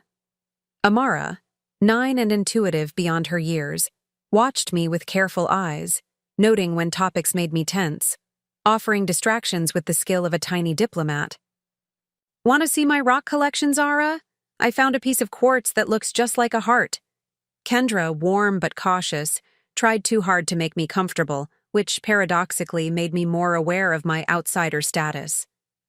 "We've kept this room for you, even though we weren't sure we'd ever meet you. Somehow it felt wrong not to have a space that could be yours." And Marcus? Dad? Father? I still couldn't settle on what to call him. Walked the tightrope of eager connection and respectful distance. His joy at having me in his life was palpable, but so was his fear of pushing too hard, too fast. They were trying. All of them. And I was trying too. But building a family from scratch at 22 wasn't as simple as DNA tests and shared meals. My phone buzzed again. "Understood. Maybe this weekend? The kids are asking about you." I hesitated before responding. "Saturday might work. I'll let you know." Setting the phone aside, I turned my attention to the Westmore and Hayes orientation packet. The firm was one of the top architectural practices on the East Coast, known for innovative urban development projects. The competition I'd won had secured me not just an entry-level position, but a spot on their emerging designers team, a fast track to meaningful project work. My senior project, Affordable Housing Communities with Integrated Support Services, had caught the attention of Richard Blackwood, one of the senior partners. His text after graduation hadn't been an empty promise. Tomorrow, I would present my concept to the team as a potential development for a site in North Philadelphia. I spread my portfolio materials across the living room floor, refining my presentation, tweaking designs, anticipating questions. This work, my work, felt solid in a way little else did these days. In architecture, I knew who I was. The challenge of balancing form and function, beauty and practicality, vision and reality, this was where I found clarity. Death leaves a strange vacuum. In the empty apartment where I stood 3 days after my mother's funeral, this truth hit me with physical force. The task of clearing out her few possessions from Denise's spare room had fallen to me, a final responsibility. I hadn't anticipated. Her life fit into 4 cardboard boxes. Clothes, cosmetics, a few photographs, miscellaneous papers, the detritus of 43 years, condensed to what could fit in the trunk of my car. "Found anything important?" Denise asked from the doorway, arms crossed protectively across her chest. The past week had aged her. Grief etched new lines around her eyes. "Not really." I held up a shoebox of costume jewelry. "Just memories. Mostly painful ones." She nodded, understanding the complexity in that statement. "Keep what matters. Donate the rest." As I sorted through my mother's belongings, fragments of our fractured relationship surfaced with each item. A faded Polaroid of her holding newborn, me looking terrified and exhilarated. A Mother's Day card I'd made in 2nd grade, preserved in a plastic sleeve. The coral lipstick she always wore to job interviews, claiming it made her look responsible. At the bottom of the last box, I found something unexpected. A leather-bound journal, its pages filled with my mother's distinctive looping handwriting. I'd never known her to keep a diary. Opening to a random page, I read, "Zara won 1st place in her science fair today. They called me at work to tell me since I couldn't get the day off. She sounded so excited on the phone, trying to explain her project about urban water conservation, so much like her father. That same intense focus, that brilliance. Sometimes when she talks about her dreams, I see him so clearly it hurts. I wonder if she notices the way I flinch when she reminds me of him. My breath caught. I flipped to another entry, dated during my junior year of high school. Another letter from Marcus today. Returned it unopened like always. It's getting harder to remember why I'm doing this. Zara asked about college again. She's so determined, so sure of her path. I haven't told her there's no money. How could I explain that I've spent years barely keeping us afloat? That her father wanted to help, but my pride and fear wouldn't let him. Some days I think about telling her everything. But then I imagine her expression, the disappointment, the judgment, and I can't bear it. So I lie, again. I sat back against the wall, the journal heavy in my hands. My mother's interior life had been a mystery to me, her motivations opaque, her decisions baffling. Here, in these private pages, was a woman I'd never fully known. Someone who had recognized her failings even as she continued to make them. I spent hours reading, tears streaming down my face, sometimes in anger, sometimes in grief, sometimes in a confused blend of both. The journal spanned 15 years, documenting a mother who had watched her daughter from a distance even while living under the same roof, who had seen my father in my mannerisms, my determination, my intellect, who had been both proud and threatened. By these similarities, the final entry was dated just weeks before she took my money. The cancer diagnosis feels like punishment. Divine retribution for my selfishness. The doctor gave me months, not years. My first thought was Zara, how to tell her, what it means for her. My second thought, God help me, was the money, her college fund. The money that could buy me time, treatments, a miracle. I know what kind of mother would even consider taking her child's future. I know exactly what kind of person that makes me. But I'm afraid, not of dying, of leaving nothing behind but damage. I closed the journal, unable to read more. The raw honesty of her words stripped away the simplified villain I'd created in my mind. Not to justify or excuse, but to complicate, to humanize. That night, I brought the journal to my apartment, placing it beside the framed checks on my mantel. 3 artifacts of a relationship defined by both love and betrayal. Together, they told a story. Not a clean narrative of heroes and villains, but a messy, human tangle of fear, pride, regret, and resilience.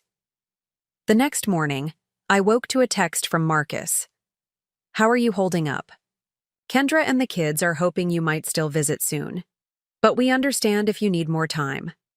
I stared at the message, feeling the weight of choice. Philadelphia represented not just a career opportunity, but a chance to know the family. I'd been denied. Yet the thought of leaving, of turning my back on the only world I'd known, however flawed, filled me with unexpected anxiety. I texted back, still figuring things out. Need to finish clearing Mom's things. Can I let you know next week? His response was immediate. Of course. No pressure. We're here when you're ready. Later that day, while boxing up the last of my own apartment, the lease ending in 2 weeks, I found myself lingering over objects that connected me to my mother. The chipped mug she'd given me when I left for college. The faded quilt she'd made during one of her brief periods of sobriety when I was 9. The check with repayment for childhood trauma that I'd planned to frame. I held the check, studying, my own angry handwriting.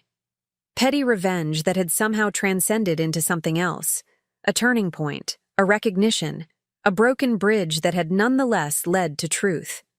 On impulse, I reached for the journal, flipping to the last blank page. There, in my own handwriting, I began to write. Mom, you'll never read this.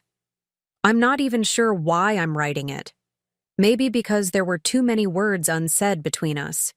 Maybe because I'm still trying to make sense of who we were to each other. Found the letters. I found the checks. I found your journal. Each revelation shifting the ground beneath me, the story I'd built of my life. I'm angry. I'm heartbroken. I'm confused. All at once. All the time. You stole from me, not just money, but truth. A father. A family. Years I can't get back. Yet in your final days, you gave me those things back. Not the years. Those are gone forever. But the truth. The father. The possibility of family. I don't know if that makes you brave or just desperate. I don't know if your regret outweighs your selfishness. I don't know if I forgive you. What I do know is this. I am who I am because of you. Both your failures and your love. Your absence taught me self-reliance. Your chaos taught me to seek order. Your weakness taught me to find my strength. The check I sent you was meant to hurt, to make you feel a fraction of the pain I felt. But you kept it, turned it into something else, a recognition of damage done, an acknowledgement, so I'm keeping it too. Not as a weapon anymore, but as a reminder that people are complicated, that love and harm can come from the same hands, that I never want to make the choices you made. I'm going to Philadelphia, to work, to meet my siblings, to know my father, to discover the piece of myself that's been missing. But I'm taking you with me, not just your DNA, but the lessons. The hard ones, the necessary ones. I don't know who I would have been with a different mother, a better one, but I know who I am now. And somehow, against all odds, I'm okay with her. Not because of you, not in spite of you, just alongside the reality of you. Rest now. Your mistakes are your own. And my life is finally, completely mine. Zara. Preparing and narrating this story took us a lot of time, so if you are enjoying it, subscribe to our channel. It means a lot to us. Now back to the story. I closed the journal, suddenly exhausted, but lighter somehow. The act of writing, of putting words to the tangle of emotions, had clarified something I'd been struggling to articulate even to myself. Over the next week, I moved between worlds, finishing the last requirements for graduation, preparing for the move to Philadelphia, meeting with Marcus to learn more about the family I would soon be part of. Julian's excited to have a big sister, he told me during lunch at a cafe near campus. He's already planning to show you his science collection, and Amara wants to know if you'll help design her dream treehouse. Around midnight, exhausted but satisfied with my preparation, I finally went to bed. As I drifted toward sleep, my mother's journal entry about seeing my father in my intense focus echoed in my mind. Another piece of myself that had been there, all along, unrecognized until now. Morning came too quickly. I dressed carefully in a charcoal pencil skirt and emerald green blouse, professional but distinctive. The woman in the mirror looked competent, poised. Only I could see the uncertainty behind her eyes. Westmore and Hayes occupied 3 floors of a sleek high-rise in Center City. The reception area hummed with purposeful energy, glass and steel gleaming under strategic lighting. I gave my name to the receptionist, trying to project confidence I didn't entirely feel. Zara Adeyemi? Perfect timing. A tall woman with a geometric haircut and statement earrings approached. I'm Vanessa Liu, HR Director. Welcome to Westmore and Hayes. The morning passed in a blur of paperwork, introductions, and office tours. By toast, lunch, my head was spinning with new names and faces. I was led to a conference room where a group of young designers sat around a massive table, laptops open, food containers scattered between architectural models. Everyone, this is Zara Adeyemi, our competition winner and newest team member, Vanessa announced. Zara, This is our emerging designers cohort. You'll be working primarily with them and reporting to Richard Blackwood. 7 curious faces turned toward me.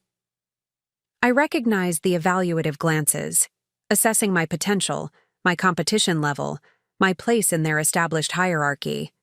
A lanky guy with glasses extended his hand first. Noah Patel, I saw your presentation at Howard. The community integration elements were brilliant. Thanks, I said, surprised and pleased that my work had traveled beyond the competition. The others introduced themselves in turn: Aisha, Derek, Thomas, Lindsay, Javier, and Maya. Each with impressive credentials, each clearly talented and ambitious. Zara will be presenting her affordable housing concept to Richard's team this afternoon, Vanessa continued. I suggest you all attend. It's an excellent example of the socially conscious design work we're prioritizing this quarter. My stomach tightened. I'd expected to present, but not on my first day. Not to a room full of established architects whose opinions could shape my entire career trajectory. After Vanessa left, Maya slid a chair toward me. Don't look so terrified. Richard doesn't bite. He just expects perfection from everyone, especially himself. Her easy manner helped settle my nerves. Is it that obvious I'm freaking out? Only to those of us who've been through it, she said, with a sympathetic smile. I've been here 8 months, and I still get sweaty palms before presentations. Over lunch, I learned more about the team. Most were 1 to 3 years out of school, all passionate about different aspects of architecture. Noah specialized in sustainable design, Aisha in cultural spaces, Derek in adaptive reuse of historic structures. Their friendly banter suggested a collaborative rather than cutthroat environment, easing another of my concerns. So, Thomas asked between bites of his sandwich, what's your story? How'd you end up focusing on community-integrated housing? The question was innocent, professional curiosity, but it brushed against the raw edges of my personal history. How could I explain that my design philosophy stemmed directly from growing up in unstable housing with a single mother whose chaotic choices had shaped my understanding of what home should be? I saw firsthand how housing insecurity impacts families, I said carefully, especially single-parent households. The isolation, the lack of support systems. My designs try to address those gaps. Lindsay nodded thoughtfully. That explains the childcare spaces integrated into the common areas.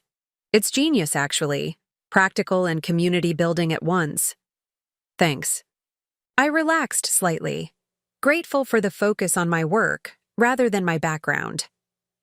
Preparing and narrating this story took us a lot of time, so if you are enjoying it, subscribe to our channel. It means a lot to us. Now back to the story. At 3:00, I stood in a larger conference room, my designs projected on a wall-sized screen, 20 senior architects and developers watching attentively. Richard Blackwood, silver-haired and intimidating in his impeccable suit, introduced me with unexpected warmth. Zara's concept caught my attention because it doesn't just shelter people. It creates community. This is the kind of thinking we need to address urban housing challenges. As I began my presentation, my voice steadied, finding its professional rhythm. I explained my design philosophy, how architecture could either isolate or connect people, how thoughtful spaces could facilitate support systems that government programs often failed to provide. The central courtyard serves as a supervised play area during the day and community gathering space in evenings, I explained, highlighting the feature on my 3D model. The adjacent work pods allow parents to maintain line of sight to their children while working remotely or pursuing education. Questions came rapid-fire from around the table. I answered each one, drawing on both my technical knowledge and my lived experience, without revealing the latter as my source. What about security concerns with such open common spaces? The sightlines are designed to create natural surveillance. Every common area is visible from multiple residential units, fostering collective responsibility for safety. Have you considered maintenance costs for these shared facilities? Yes, the proposal includes a cooperative maintenance model where residents contribute service hours in exchange for reduced rent, creating both cost efficiency and community investment. By the time I concluded, the energy in the room had shifted from polite interest to genuine engagement. Richard was nodding, jotting notes. Others were leaning forward, discussing aspects of the concept among themselves. The Northfield development. Group has a parcel in North Philadelphia that might be perfect for this concept, Richard said, addressing the room. They've been looking for an innovative approach to a mixed-income project there. Zara, I'd like you to refine this proposal specifically for that site. Maya will help you get oriented to the neighborhood dynamics. Just like that, my concept was moving from theoretical to possible. From student project to professional reality. As the meeting dispersed, Maya appeared at my side. Congratulations. Richard doesn't get excited about much. This is huge. I felt dizzy with the speed of it all.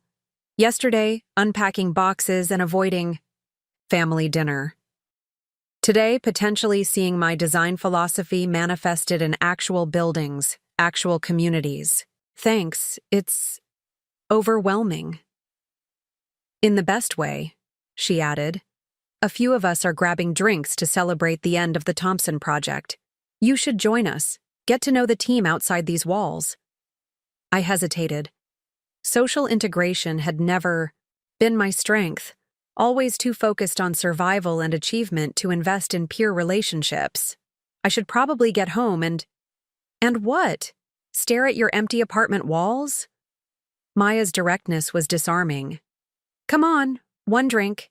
If it's terrible, you can blame a headache and escape. Put that way, it was hard to refuse.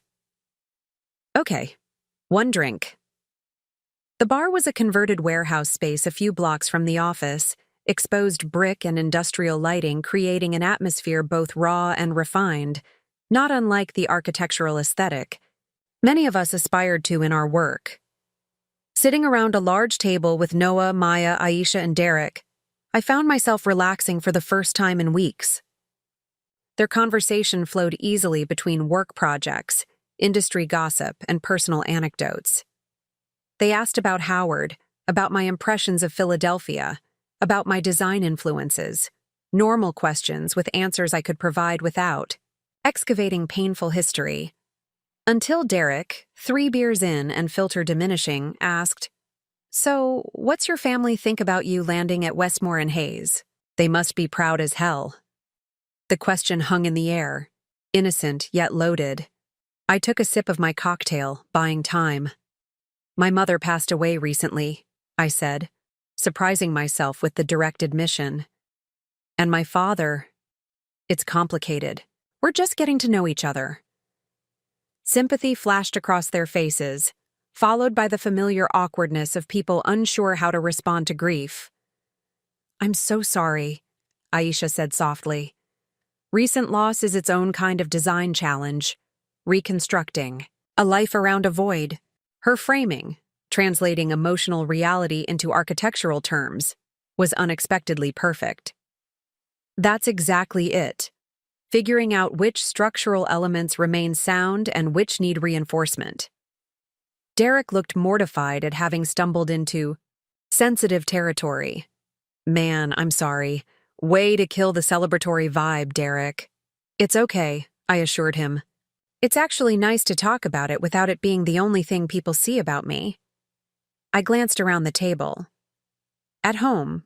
Well, what was home? Everyone knew the situation. Here, I'm just Zara, the architect. It's refreshing. Noah raised his glass. To fresh starts, and to Zara's design potentially becoming her first built project. The others joined the toast, and the conversation shifted back to safer ground.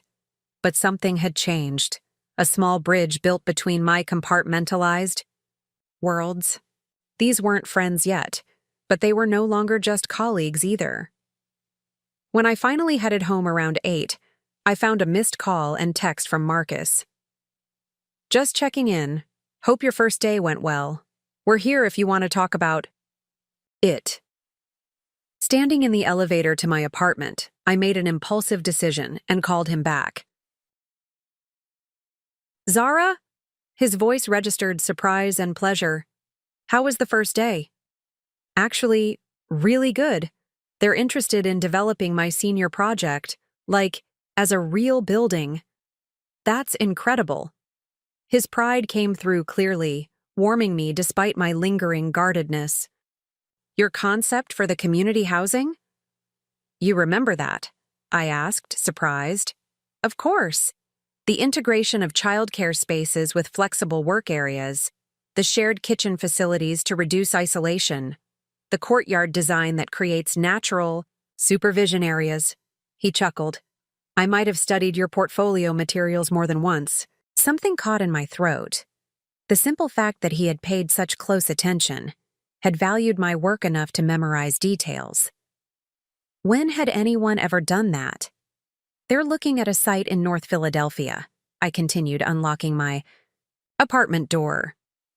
I'll be working with the team to adapt the design to that specific location. North Philly? That's not far from us. Maybe when you're doing site visits you could… He trailed off, clearly trying not to push. Maybe, I said, more open to the possibility than I had been even this morning. Actually, I was thinking I might be free for dinner on Saturday after all, if the offer still stands. The joy in his voice was unmistakable. Absolutely. Kendra will be thrilled, and the kids have been asking when you're coming back. After we hung up, I sat in my still sparse living room, surrounded by unpacked possibilities. On impulse, I went to the bedroom closet and retrieved the package containing the framed checks. Unwrapping them carefully, I studied the juxtaposed documents, my angry gesture and my mother's desperate restitution. For the first time, I saw them not just as symbols of what had been taken and returned, but as artifacts of a transition, evidence of movement from one phase of life to another, from victim to agent, from defined by others to self-defined. I hung them on the wall opposite my bed, not because I wanted them to be the first thing I saw each morning, but because they belonged in my story, not as the centerpiece, but as a chapter that had led to this moment, this city, this opportunity, this evolving identity. The next morning, I arrived at Westmore and Hayes earlier than necessary, eager to begin researching the North Philadelphia site. Maya found me already set up in the project room, neighborhood maps spread across the table. Someone's motivated, she observed, setting down 2 coffee cups and sliding one toward me. Figured you might need this. Thanks. I accepted the peace offering of caffeine. I couldn't stop thinking about the project last night. The site has so much potential. She settled into a chair across from me. It also has challenges. North Philly has complex socioeconomic dynamics, gentrification tensions, historical disinvestment. That's what makes it interesting, I said, surprising myself with my enthusiasm. Architecture that doesn't engage with social context is just sculpture. Maya studied me with newfound respect. Exactly. That's why your project stood out, I think. It's not just aesthetically strong, it's contextually aware. The next morning, reality crashed in, hard. I'd spent so many hours caught in the emotional whirlwind of finding my father and confronting my mother that I'd almost forgotten about the looming deadline for my final tuition payment. I had exactly 2 days to secure the remaining $7,800 or risk being dropped from my classes with just months left until graduation. The competition money wouldn't arrive for weeks. The scholarship disbursement was tied up in paperwork, and though Marcus had mentioned a trust fund, we hadn't discussed amounts or timelines for accessing it. I sat at my kitchen table, surrounded by bank statements and past due notices, my momentary peace evaporating under the harsh fluorescent light. The $5,000 I'd given my mother now seemed like a reckless gesture. Noble, perhaps, but practically foolish. My phone buzzed with a text from an unknown number.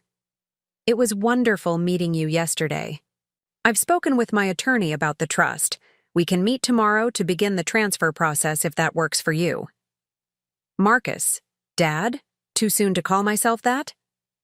The parenthetical question mark made something catch in my throat. The uncertainty in those few words revealed his vulnerability, his awareness of the delicate ground we were treading. I texted back, "Tomorrow works, and yes, maybe a little too soon for Dad, but I'm open to that changing with time." His response came quickly. "Understood and appreciated. The attorney's office is in D.C. I can pick you up around 10?" With that arranged, I turned my attention back to my immediate financial crisis. The irony wasn't lost on me, discovering I had a trust fund while simultaneously facing eviction notices and potential academic dismissal. Life had a twisted sense of humor. I was contemplating which bill to prioritize when another text arrived, this one from Denise. "Your mother's asking. For you. Doctors say she's declining rapidly. Today might be important." My stomach dropped. Despite everything, despite the years of neglect and the spectacular betrayal of stealing my future, the thought of a world without my mother in it was disorienting. She had been my sole constant, unreliable and chaotic, but present in some form. The imminent reality of her absence left me unmoored. I drove to the hospital in a daze, parking haphazardly and barely registering the concerned looks from nurses as I rushed to her room. When I entered, I froze in the doorway. My mother looked nothing like herself. Her skin was pulled tight over her cheekbones, eyes sunken, lips cracked. The aggressive cancer had consumed her with terrifying speed. Denise sat beside her, holding her hand, but stood when she saw me. "She's been in and out," she whispered. "More out than in. But she was lucid earlier, asking for you." I nodded, unable to speak, and took the chair Denise vacated. My mother's hand was cold when I took it, her fingers barely curling around mine. "Mom?" I said softly. "It's Zara. I'm here." Her eyelids fluttered but didn't open. Her breathing was shallow, labored even with the oxygen assistance. "I don't know if you can hear me," I continued, "but I wanted you to know that I met with Marcus again. He's helping me access the trust fund." I paused, swallowing hard. I'm still angry. I probably will be for a long time. But I don't hate you. I never did, even when I wanted to. Something changed in her breathing, a slight hitch, a moment of tension, that told me she heard me, understood me. "You made so many mistakes," I said, my voice breaking. "You hurt me in ways that can't be undone. But you also gave me strength. You forced me to be resilient, independent, to fight for myself when no one else would. And in some twisted way, I'm grateful for that." Her eyes opened then, unfocused at first, then finding mine with surprising clarity. "Check," she whispered, the word barely audible. "I gave it to you, remember? For your care." She shook her head, weakly. "No. Your check." I frowned, not understanding. "My check? The one I sent you with repayment for childhood trauma?" A small nod. "Kept it? You didn't cash it?" Another tiny nod. "Why?" Her cracked lips formed what might have been a smile. "Reminder." I sat back, stunned. The check I'd sent in anger as a symbolic gesture of everything she'd taken from me. She'd kept it. Not as a trophy or out of spite, but as a reminder. Of what? Her failures? The pain she'd caused? The daughter who had finally stood up to her? Before I could ask, her eyes drifted closed again, her breathing settling into an uneven rhythm. The conversation, brief as it was, had exhausted her limited reserves. I stayed for hours, watching her sleep, trying to reconcile the dying woman before me with the mother who had dominated and disrupted my life for so long. The contradictions were impossible to resolve. her selfishness alongside her sacrifice, her neglect alongside moments of genuine love. When Denise returned in the evening to take over the vigil, she handed me a small envelope. She asked me to give you this if she wasn't able to herself. The envelope was thin, containing only a single key and a scrap of paper with an address. Public Storage, Unit 217, Code E0819. What is this? I asked. Denise shrugged. She wouldn't say, just that you should go alone and soon. I left the hospital, with the envelope burning a hole in my pocket, my curiosity warring with exhaustion. The storage facility wasn't far from campus, and despite the late hour, I found myself driving there instead of home. Unit 217 was small, tucked in a corner of the facility. The key turned easily in the padlock, and I pulled the door up with a metallic groan. Inside was a single cardboard file box, dust-covered and unmarked. I knelt beside it, lifting the lid cautiously, as if it might contain something dangerous. What I found inside left me breathless. Letters. Dozens of them, still, in their envelopes. All addressed to me, all from Marcus Jefferson. Birthday cards, Christmas cards, handwritten notes on lined paper. All spanning years, from my infancy to my 18th birthday. And beneath them, a stack of checks. The child support payments Marcus had mentioned, not cashed, not spent, but preserved. With trembling hands, I opened one of the letters, dated on my 6th birthday. My dearest Zara, today you are 6, and I wonder if you've lost your first tooth yet, if you're excited about starting. First grade, if you still love strawberry ice cream like you did when you were a baby. I think about you every day and pray that somehow these letters will find their way to you. Tears blurred my vision as I opened another and another. A father's love poured from every page, hopes, dreams, encouragements for milestones he'd never witnessed. I read until the facility's lights dimmed, signaling closing time. As I carefully repacked the box to take home, something caught my eye. One final envelope at the bottom, newer than the others. This one was addressed not to me, but to my daughter, when she learns the truth. Inside was a letter in my mother's handwriting, dated just 2 weeks ago. Zara, if you're reading this, you found the letters and checks your father sent all these years. I told you I spent the child support on drugs and men. That was partly true, but not the whole truth. Some of it I did waste. I won't deny that. But most of it I kept, along with his letters, planning to give them to you someday when I could. Explain properly, when I'd made something of myself that would justify why I kept him away. That day never came. The truth is, I was terrified of losing you. Marcus was stable, educated, responsible, everything I wasn't. I knew if you had the choice, you would choose him. Any child would. So I made sure you never had that choice. The checks are all here, uncashed. They belong to you, along with the truth about your father. Use them for your education, your future, whatever you need. I know this doesn't make up for anything. I'm not asking for forgiveness. I just wanted you to know that in my broken way, I thought I was protecting the only good thing in my life, you. Mom. Preparing and narrating this story took us a lot of time.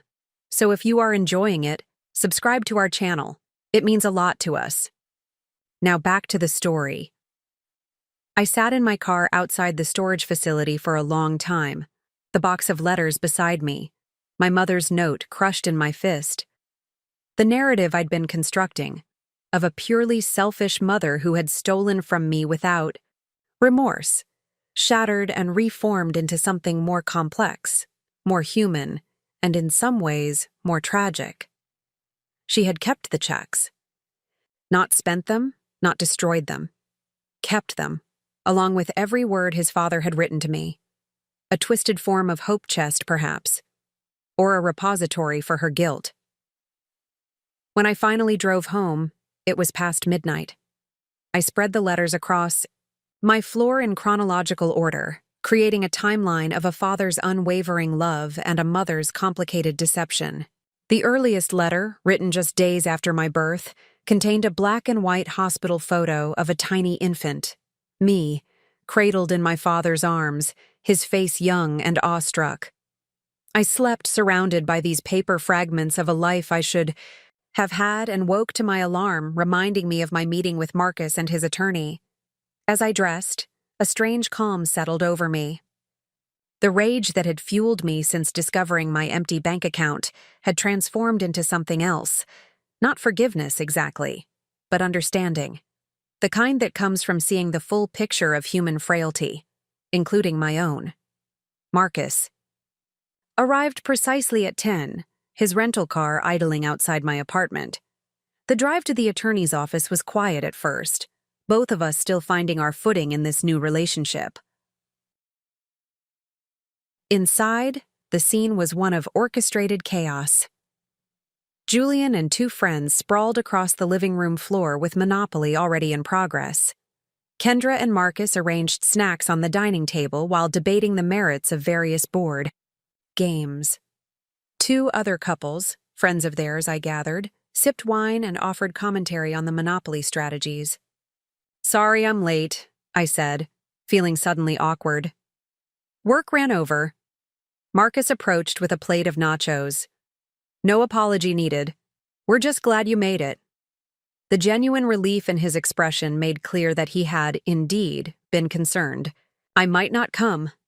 "Zara," Julian called from his position as apparent Monopoly banker. "You can join my team. I'm crushing them." Before I could respond, Kendra intervened. "Let Zara catch her breath first, Jules. She just got here." A glass of wine appeared in my hand, offered by one of the other women. "I'm Tanya. Marcus has told us so much about you." The casual statement hit me with unexpected force.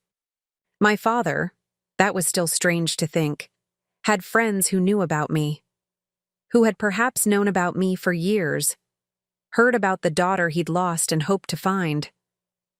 In this parallel life I hadn't known existed, I had been present even in my absence. "All good things, I hope," I managed. "Are you kidding? He's been insufferable," Tanya's husband chimed in, his tone making clear it was good-natured teasing. "The brilliant architect daughter this, the amazing talent that. We practically know your entire portfolio by heart."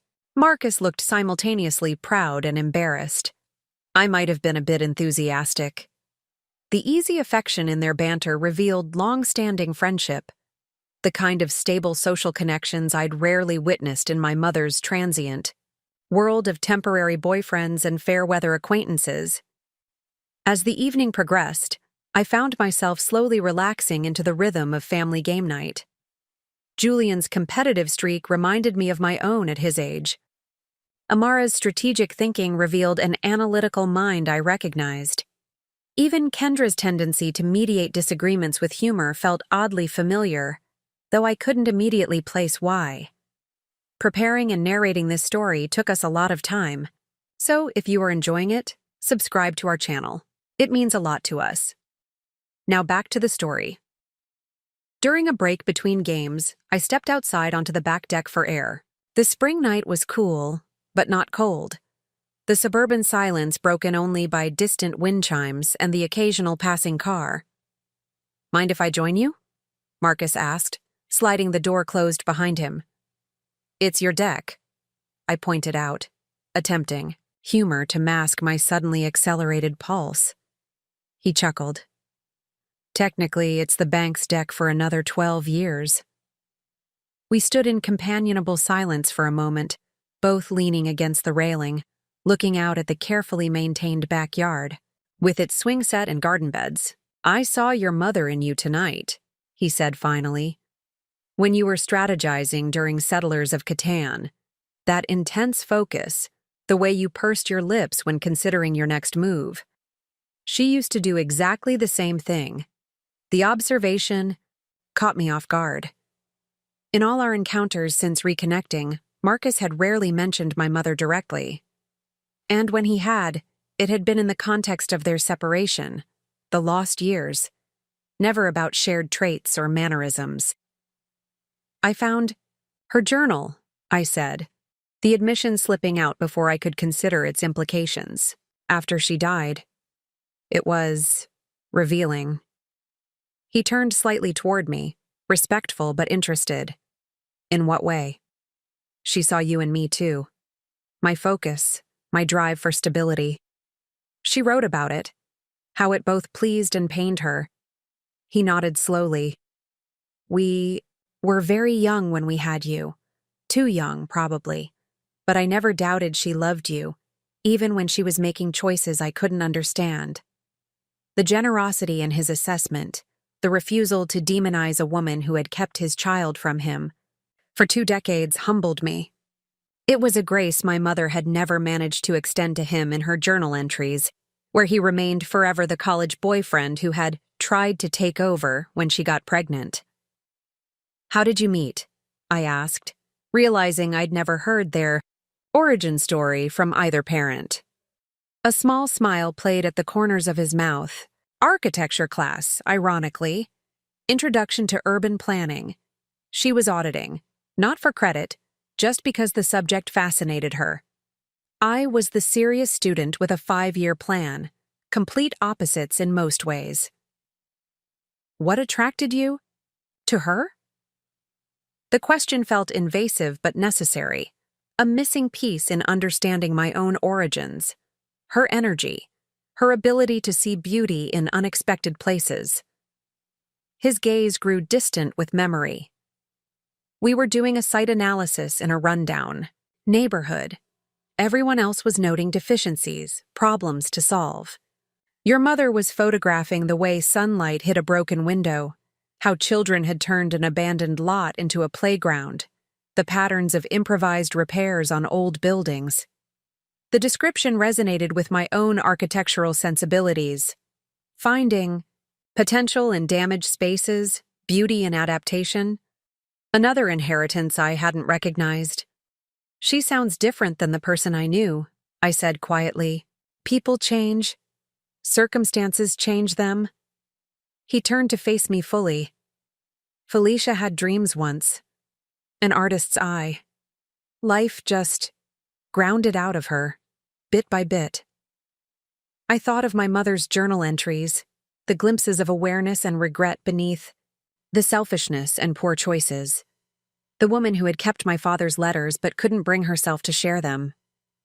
Who had seen herself failing but couldn't find a way to stop. In her journal, I said carefully, she wrote about being afraid, that if I knew about you, I'd choose you over her, that she'd lose me. And in trying to prevent that loss, she created it in a different form, he observed. Exactly. I swallowed against the sudden tightness in my throat. I've been thinking about that a lot. How fear of loss can make people sabotage the very relationships they're trying to protect. His expression grew thoughtful. Are we talking about your mother now, or yourself? The question landed with precision, exposing my own hesitation around fully embracing this new family connection. My careful maintenance of emotional distance. My scheduled visits rather than spontaneous integration. Both, maybe. I looked away, finding it easier to admit vulnerability to the darkened yard than to his face. I keep one foot out the door, always have, with everyone. That's understandable given your history. But not particularly healthy, I countered. And not necessary, anymore.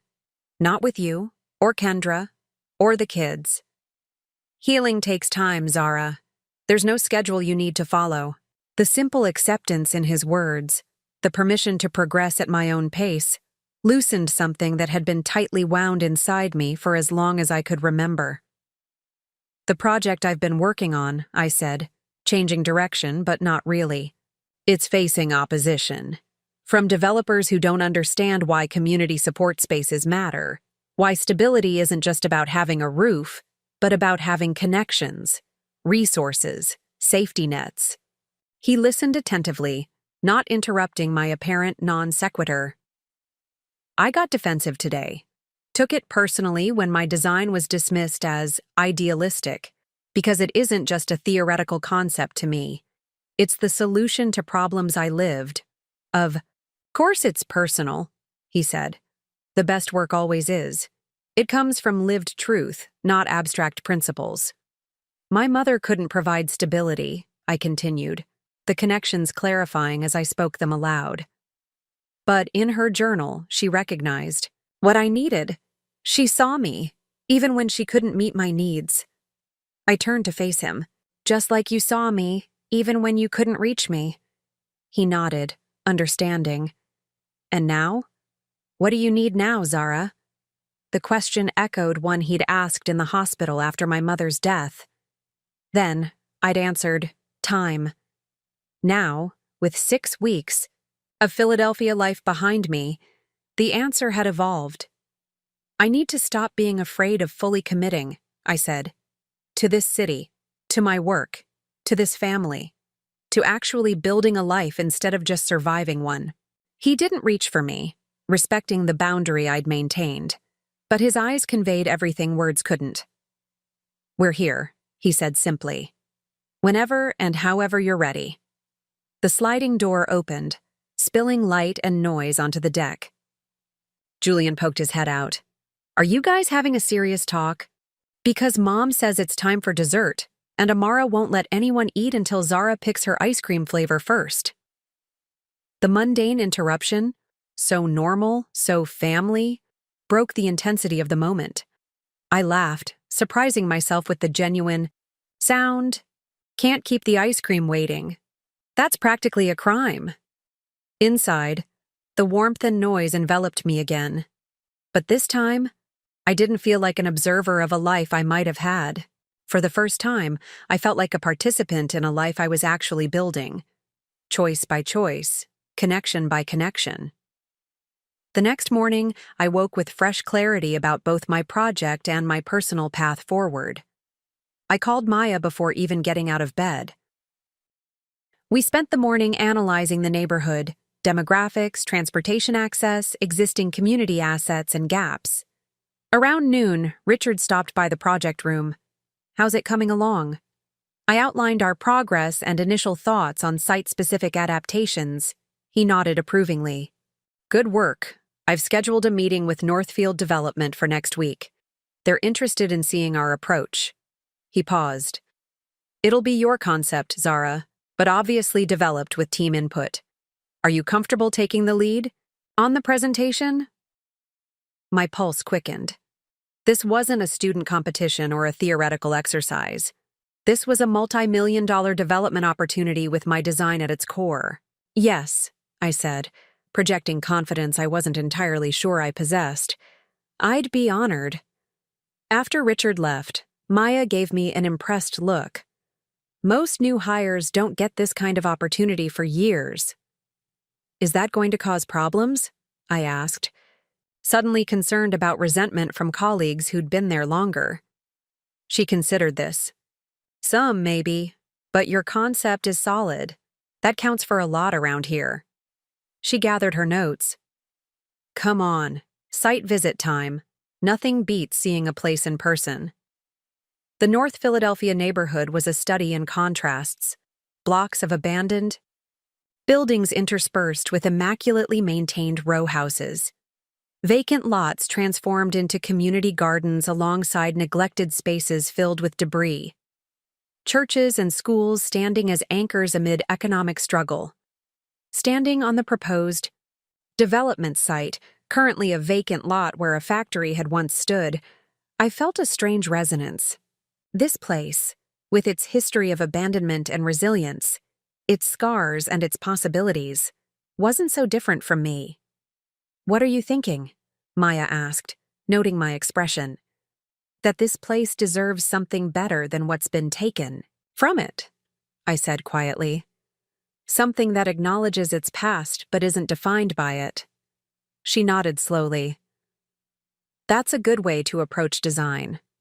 Honoring history without being constrained by it. As we walked the perimeter, I noticed a group of older women sitting on a nearby porch, watching us with the wary eyes of residents who had seen too many outsiders come through with grand plans that never materialized, or, worse, materialized, in ways that pushed them out.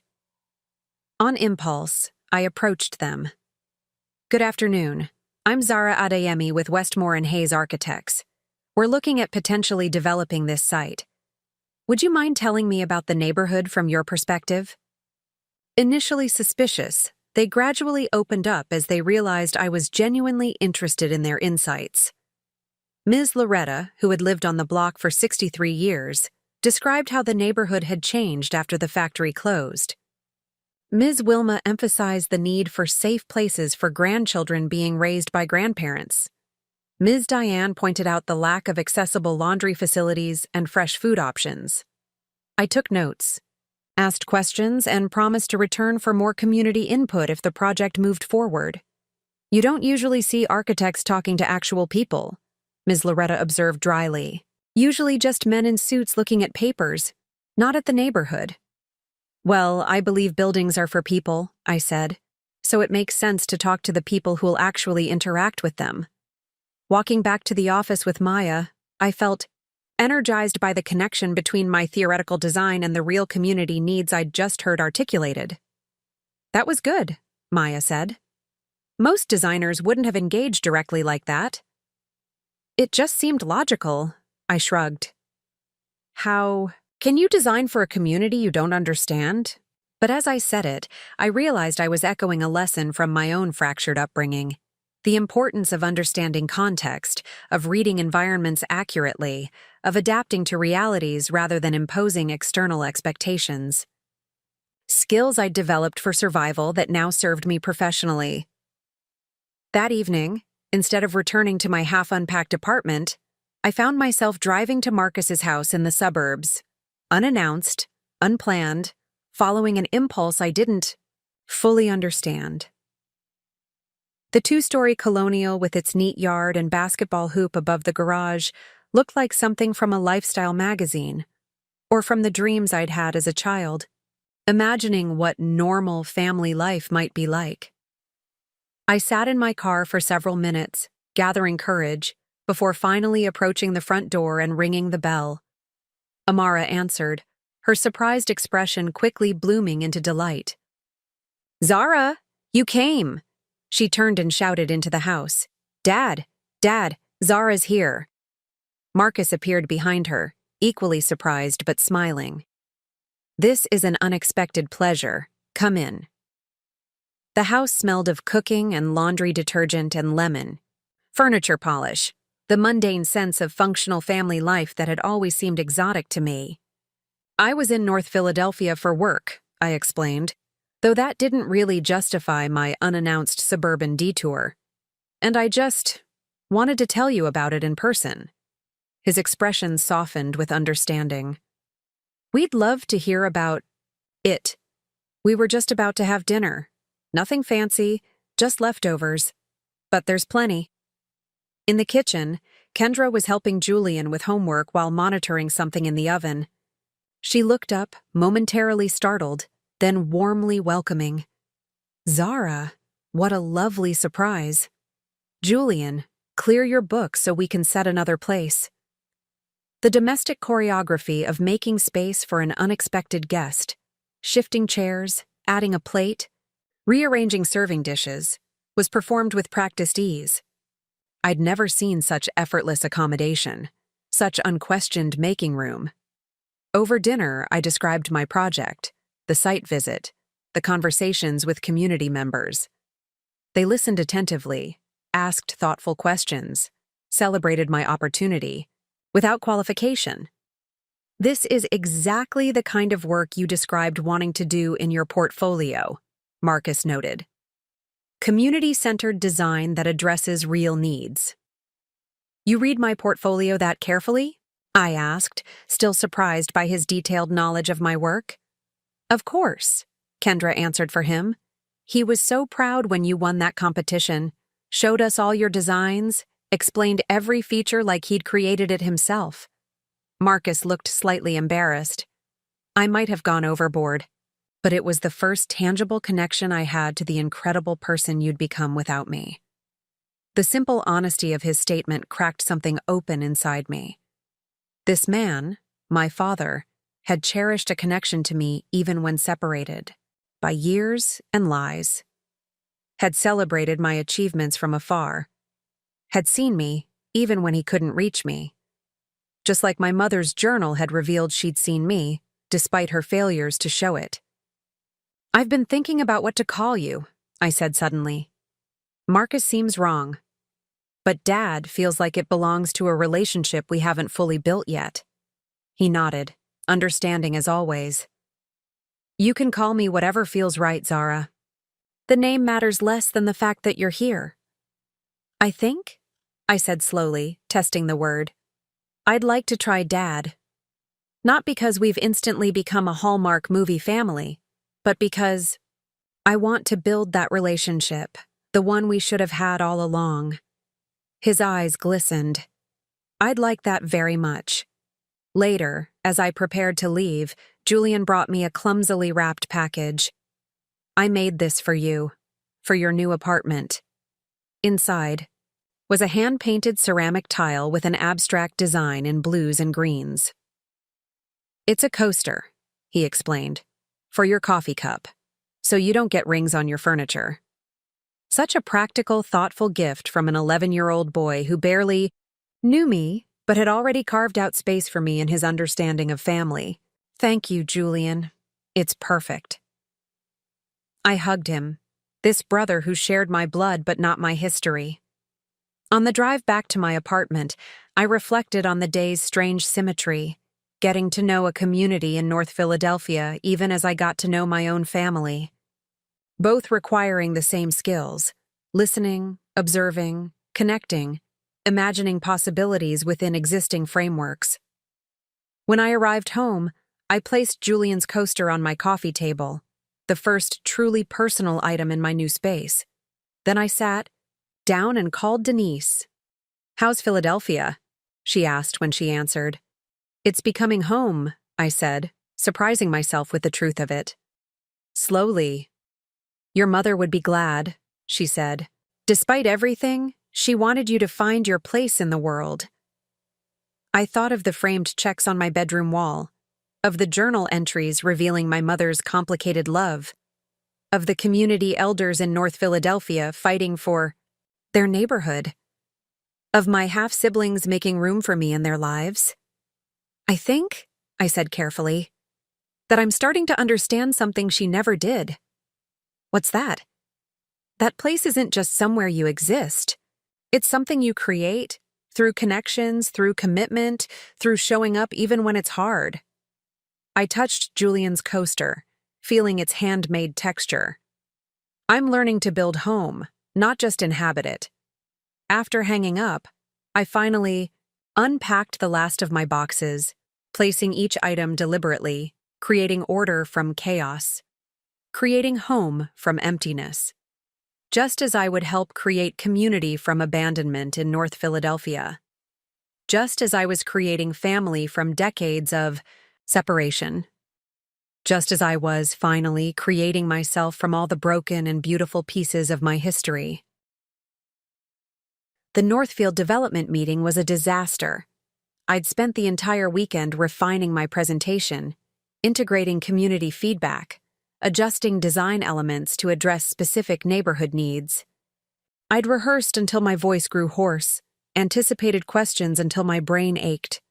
None of that mattered when Trevor Richardson, Northfield's director of acquisitions, leaned back in his ergonomic chair and drawled, "It's an interesting concept, Ms. Adeyemi, but unrealistic.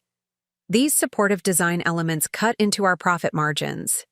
They actually increase long-term return on investment," I countered, flipping to my financial projections. "Reduced tenant turnover alone saves—" "We're not a social services agency," he interrupted, shooting a pointed look at Richard Blackwood. "We're developers. The market in North Philadelphia doesn't support this level of idealism." The dismissal, in his tone, the implication that community-centered design was naive, impractical, ignited something in me. Not just professional indignation, but personal fury. This man, with his titanium watch and tailored suit, was casually discarding a vision born from my lived experience, from the gaps and failures I'd navigated my entire childhood. "With respect, Mr. Richardson," I said, my voice steadier than I felt, "your assumption about what the market supports is exactly why that neighborhood has been neglected for decades. You're applying outdated metrics to a community you don't understand." A charged silence fell across the conference room. My colleagues from Westmore and Hayes shifted uncomfortably. I'd crossed a line, the unspoken boundary between professional disagreement and calling out a potential client's ignorance. Richard cleared his throat. "Perhaps we should take a short break. Reconvene in 15 minutes?" In the hallway, he pulled me aside, his expression unreadable. "Zara, I appreciate your passion, but I should know my place?" I finished, still vibrating with adrenaline. "Let the men handle the business side while I stick to pretty sketches." He blinked, taken aback. "That's not what I was going to say, at all." I exhaled, suddenly aware that I was projecting my mother's battles onto my own professional landscape, fighting ghosts in a room where they didn't exist. "I apologize," I said, regaining composure. "That was unprofessional." "It was honest," Richard countered. "And frankly, necessary. Richardson's objections are short-sighted, but antagonizing him won't change his mind." I nodded, recognizing the truth in his words. "So, what's our strategy?" A small smile formed at the corner of his mouth. "Our strategy is to let you finish your presentation, particularly the part about Barton Place." Barton Place was a mixed-income housing development in Chicago that had implemented elements similar to my design. Its financial performance had exceeded projections for 3 consecutive years. You think hard data will convince him where moral arguments won't. I think people like Richardson speak one language fluently: profit. So we'll translate your vision into terms he can't dismiss. When the meeting reconvened, I recalibrated my approach. Less passion, more precision. Fewer appeals to community benefit, more emphasis on market differentiation and investor returns. By the time I detailed Barton Place's financial outcomes, Richardson's dismissive expression had shifted to reluctant interest. "We'd need to scale back some of these communal elements," he said, "less a rejection now than a negotiation." "We can discuss modifications," I conceded.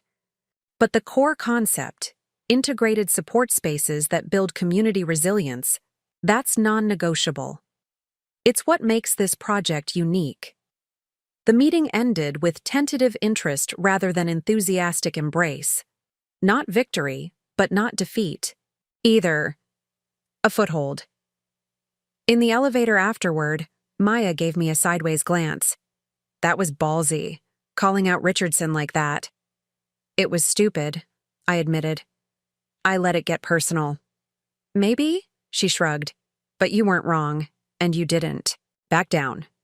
As we reached the lobby, Richard tapped my shoulder. "Good recovery in there." Richardson called me before he even reached his car. "Wants to see revised plans by next week." Pride and relief mingled in my chest. "I'll get started right away." "Take the rest of the day," he countered. "Clear your head. This project needs your best thinking, not your fastest." Outside, spring sunshine warmed the Philadelphia sidewalks. Instead of returning to my apartment, I found myself driving to the North Philadelphia site again. This time, I parked and simply walked the neighborhood, not as an architect on a fact-finding mission, but as a person trying to understand a place beyond its statistics. I bought coffee at a small shop run by a Dominican family, chatted with teenagers shooting hoops at a community center, observed mothers navigating narrow sidewalks with strollers and grocery bags. Each interaction revealed invisible infrastructure, social connections, improvised solutions, adaptations to institutional neglect. This was the knowledge my design needed to incorporate, not just abstract principles of community support, but specific responses to lived realities. Just as my own history had shaped my approach to stability and security, this neighborhood's history would need to shape any building that truly served it.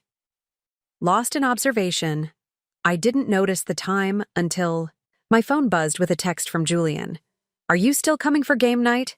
Dad made his famous nachos." Game night. I'd completely forgotten my promise to join the family gathering, my first official acceptance of a standing invitation rather than a tentative one-time appearance. I texted back, "Running late. Save me some nachos." 40 minutes later, I arrived. At the Colonial in the suburbs, still mentally toggling between architectural challenges and personal anxieties. The contrast between where I'd spent my afternoon and where I now stood, between urban struggle and suburban comfort, was jarring. Amara opened the door before I could knock, clearly stationed there awaiting my arrival. "You came! I told Dad you wouldn't bail, but he was getting worried." "I need to revise the approach for Richardson," I said when she answered, skipping any greeting. "Not by watering it down, but by making it more specific to North Philadelphia's actual needs." "It's 7:30 on a Saturday," she groaned. "But—" "Go on." "The residents I spoke with. We need to bring them into the process formally. Community design consultation, not just architect-driven solutions. It strengthens the proposal and preempts Richardson's objections about market fit." I could practically hear her brain engaging despite the early hour. "That's actually brilliant. Richard's been pushing for more community engagement in our process anyway. Can you meet me at the office in an hour? I want to restructure the presentation before Monday." "You're insane," she grumbled. "But yes, bring coffee." After hanging up, I lay in bed a moment longer, looking at the framed checks on my wall. What had begun as symbols of betrayal and restitution had transformed into artifacts of transition, mile markers on a journey from victimhood to agency, from survival to creation. My phone buzzed with a text from Julian. "Dad says to tell you that you forgot your sweater last night. Also, can you help me with my science project about sustainable buildings? Also, Mom says you should come for Sunday dinner tomorrow, but only if you want to." The casual assumptions embedded in his message, that I would return to their house, that I had expertise he valued, that I was welcome without obligation, filled me with a warmth that had nothing to do with the forgotten sweater. I texted back, "Tell Dad I'll get it tomorrow at dinner. And yes to the science project, but after my work meeting today. Maybe this afternoon?" His response was immediate. "Awesome! Can we use actual blueprints? My teacher will freak out." Before I could reply, another text arrived, this one from Marcus. "No pressure about dinner or the science project. Julian gets excited." I smiled at the protective instinct behind his message, his ongoing care to give me space, to never push. "I want to come," I texted back. "For dinner, for the science project, for all of it. It's time." 3 simple words that encompassed a seismic shift in my approach to this new family, this new life. Not visiting, but participating. Not observing, but engaging. Not surviving, but building. As I dressed for my impromptu Saturday work session, I caught sight of myself in the mirror, the determined set of my jaw, the focused intensity in my eyes as I mentally revised my project approach. My mother's journal had noted seeing my father in these very traits. Marcus had observed my mother in my strategic thinking. I was a blueprint drawn from both their genetic codes, their strengths and weaknesses blended in unique combination. But the structure built from that blueprint, that was my own creation. And like any architect worth her degree, I was designing with purpose now, with intention. Not just reacting to circumstances or avoiding collapse, but actively creating spaces where growth was possible, where stability wasn't just the absence of chaos, but the presence of connection, where home wasn't just a physical location, but a state of belonging. 3 hours later, Maya and I had restructured the entire Northfield presentation, centered around a community-engaged design process with clear financial benefits. As we reviewed the final slides, she gave me an appraising look. Something's different about you today. More certain. I considered this. I think I've just decided to stop standing in my own way. Cryptic, but I like it. She gathered her notes. This new approach is better. Richardson might still be a problem, but at least we'll be fighting on solid ground. As I packed up my materials, I noticed Richard standing in the doorway of the conference room, coffee in hand despite the weekend. I heard voices, he explained. Didn't expect anyone else to be here on a Saturday. Just revising the Northfield approach, I said. More community engagement, more specific responses to neighborhood needs.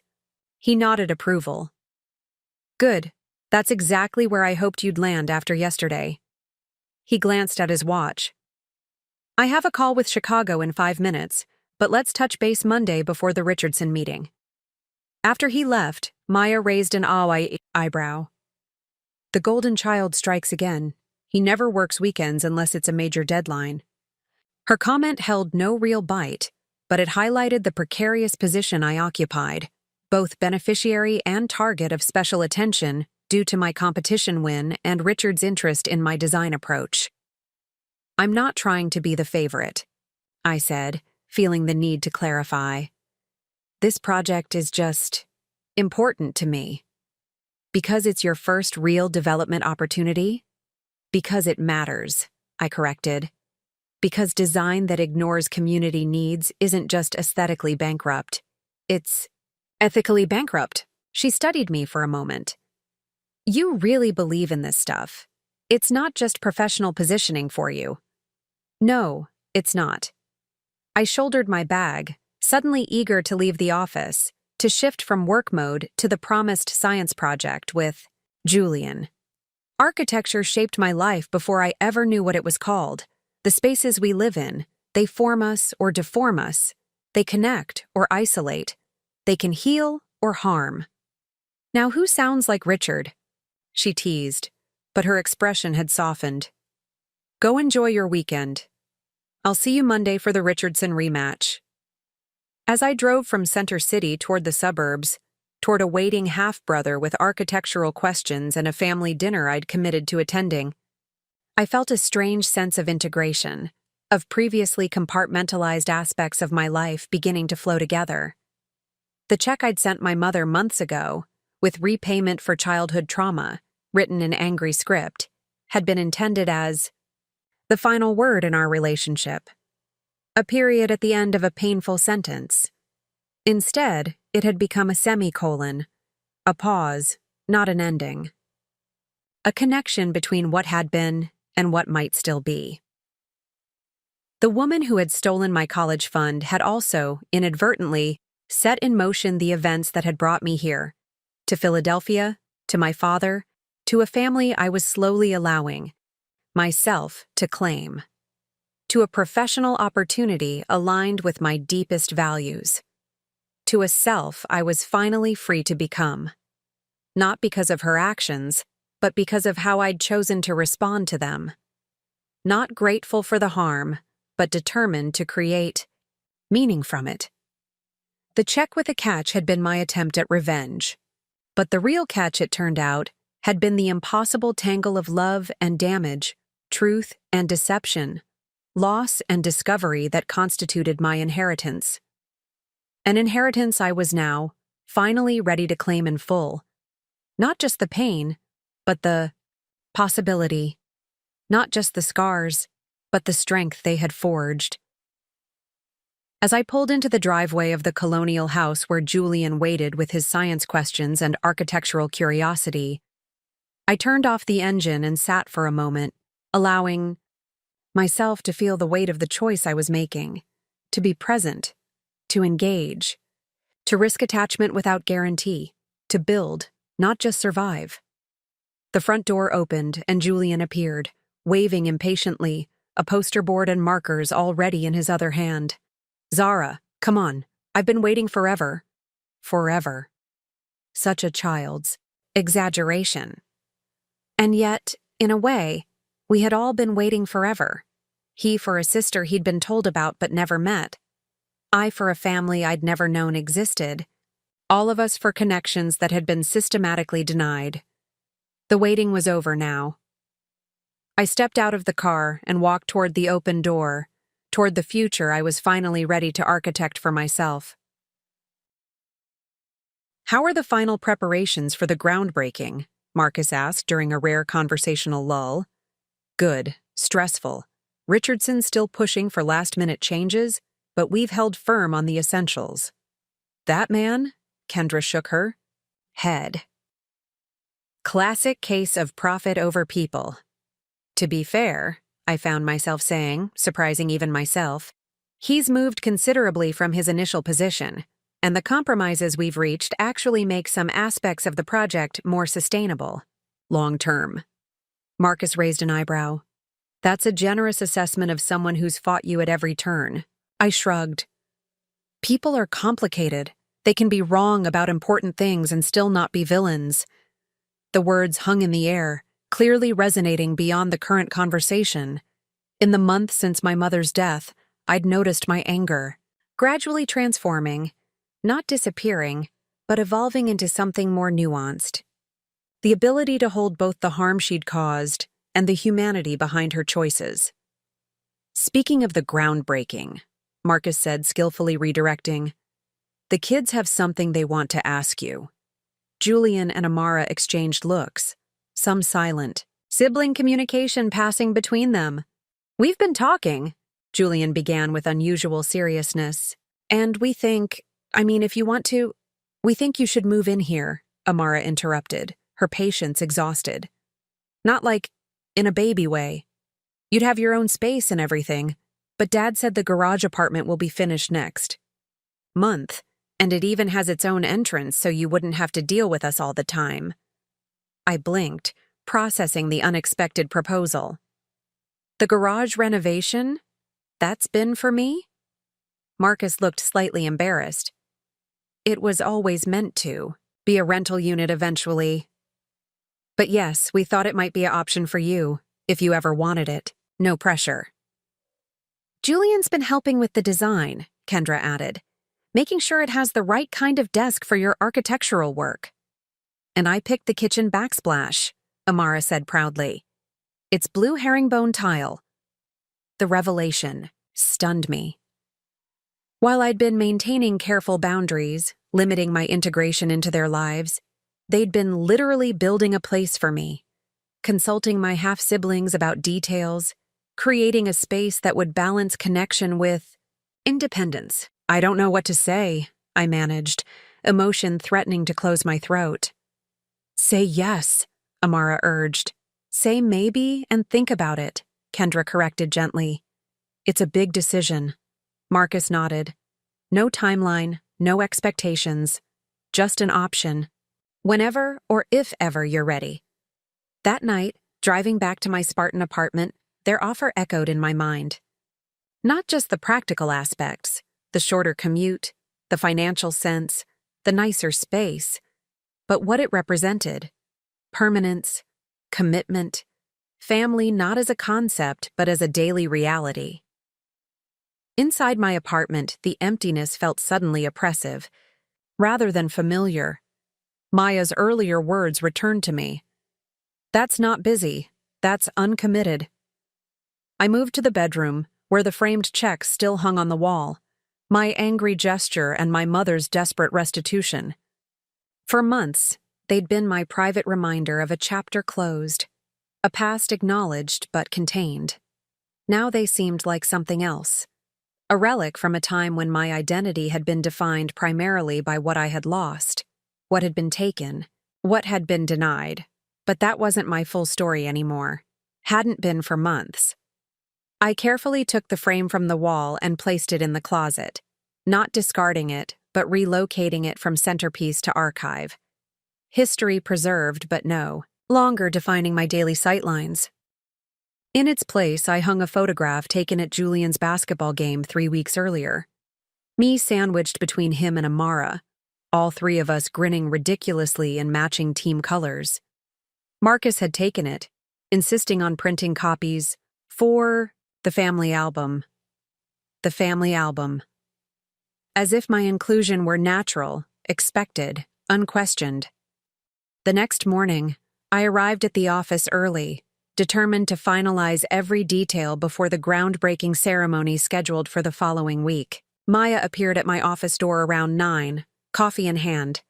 "You look different today," she observed, studying me. "More present." I smiled, not surprised by her perception. "I'm considering a move. Finally upgrading from depressing bachelor pad monthly to an actual home." "Something like that." I hesitated, then added, "My family is renovating their garage into an apartment. They've offered it to me." Her eyebrows shot up. "Wow, that's a big step from carefully scheduled Sunday dinners." "It is." I turned to my computer, pulling up the latest site plans. But maybe it's time for big steps. The week leading up to the groundbreaking passed in a blur of final preparations, permit confirmations, and media coordination. Westmore and Hayes was promoting the project heavily, their first development fully integrating community support spaces as a core design element, rather than an afterthought. My role had expanded beyond the initial concept.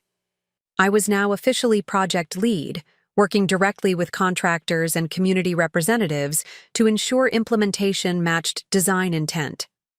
Richard had made it clear this was a test case for a new direction for the firm, one that aligned profit with social impact. The morning of the groundbreaking dawned clear and crisp. October sunshine gilded the vacant lot where community members, developers, city officials, and media representatives gathered.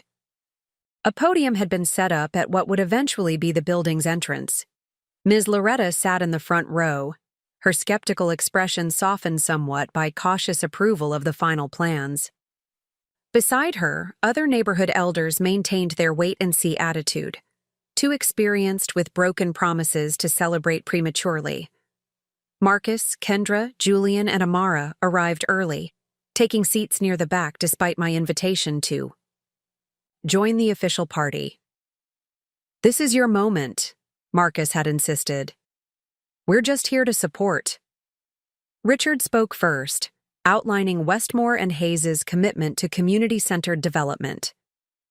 The mayor followed, praising the project's innovative approach to affordable housing. Richardson, surprisingly, delivered a brief but sincere acknowledgement of how community input had improved the final design. Then it was my turn. Standing at the podium, looking out at the gathered faces, some skeptical, some supportive, some merely curious, I felt a sudden, powerful connection to my younger self. The child who had grown up in unstable housing, who had learned early that walls and roofs were necessary but insufficient for true security, who had channeled that knowledge into creating spaces where stability meant more than just structural integrity. "Architecture isn't just about buildings," I began. "It's about creating the physical framework for human connection, for community resilience, for the everyday interactions that transform houses into homes and neighborhoods into communities." As I outlined the project's features, the integrated childcare spaces, the community kitchens, the flexible work areas, I found myself speaking not just as a professional, but as someone who had personally navigated the gaps these design elements aim to address. "This building won't solve every challenge this community faces," I acknowledged, "but it will remove some of the barriers that make those challenges harder to overcome. It will create spaces where neighbors can support each other, where single parents can work while maintaining visual connection to their children, where elderly residents can share meals rather than eat alone." In the audience, Ms. Loretta gave a small nod of approval, the highest praise she ever offered. In the back row, Julian beamed with proprietary pride, as if he'd personally designed the whole complex. Amara recorded everything on her phone, documentary style. Marcus and Kendra watched with quiet pride. After the speeches, we posed with ceremonial shovels, turning the first symbolic spoonful of dirt where the foundation would soon be laid. Real construction would begin the following week, bulldozers and concrete trucks rather than ribbon-cutting props.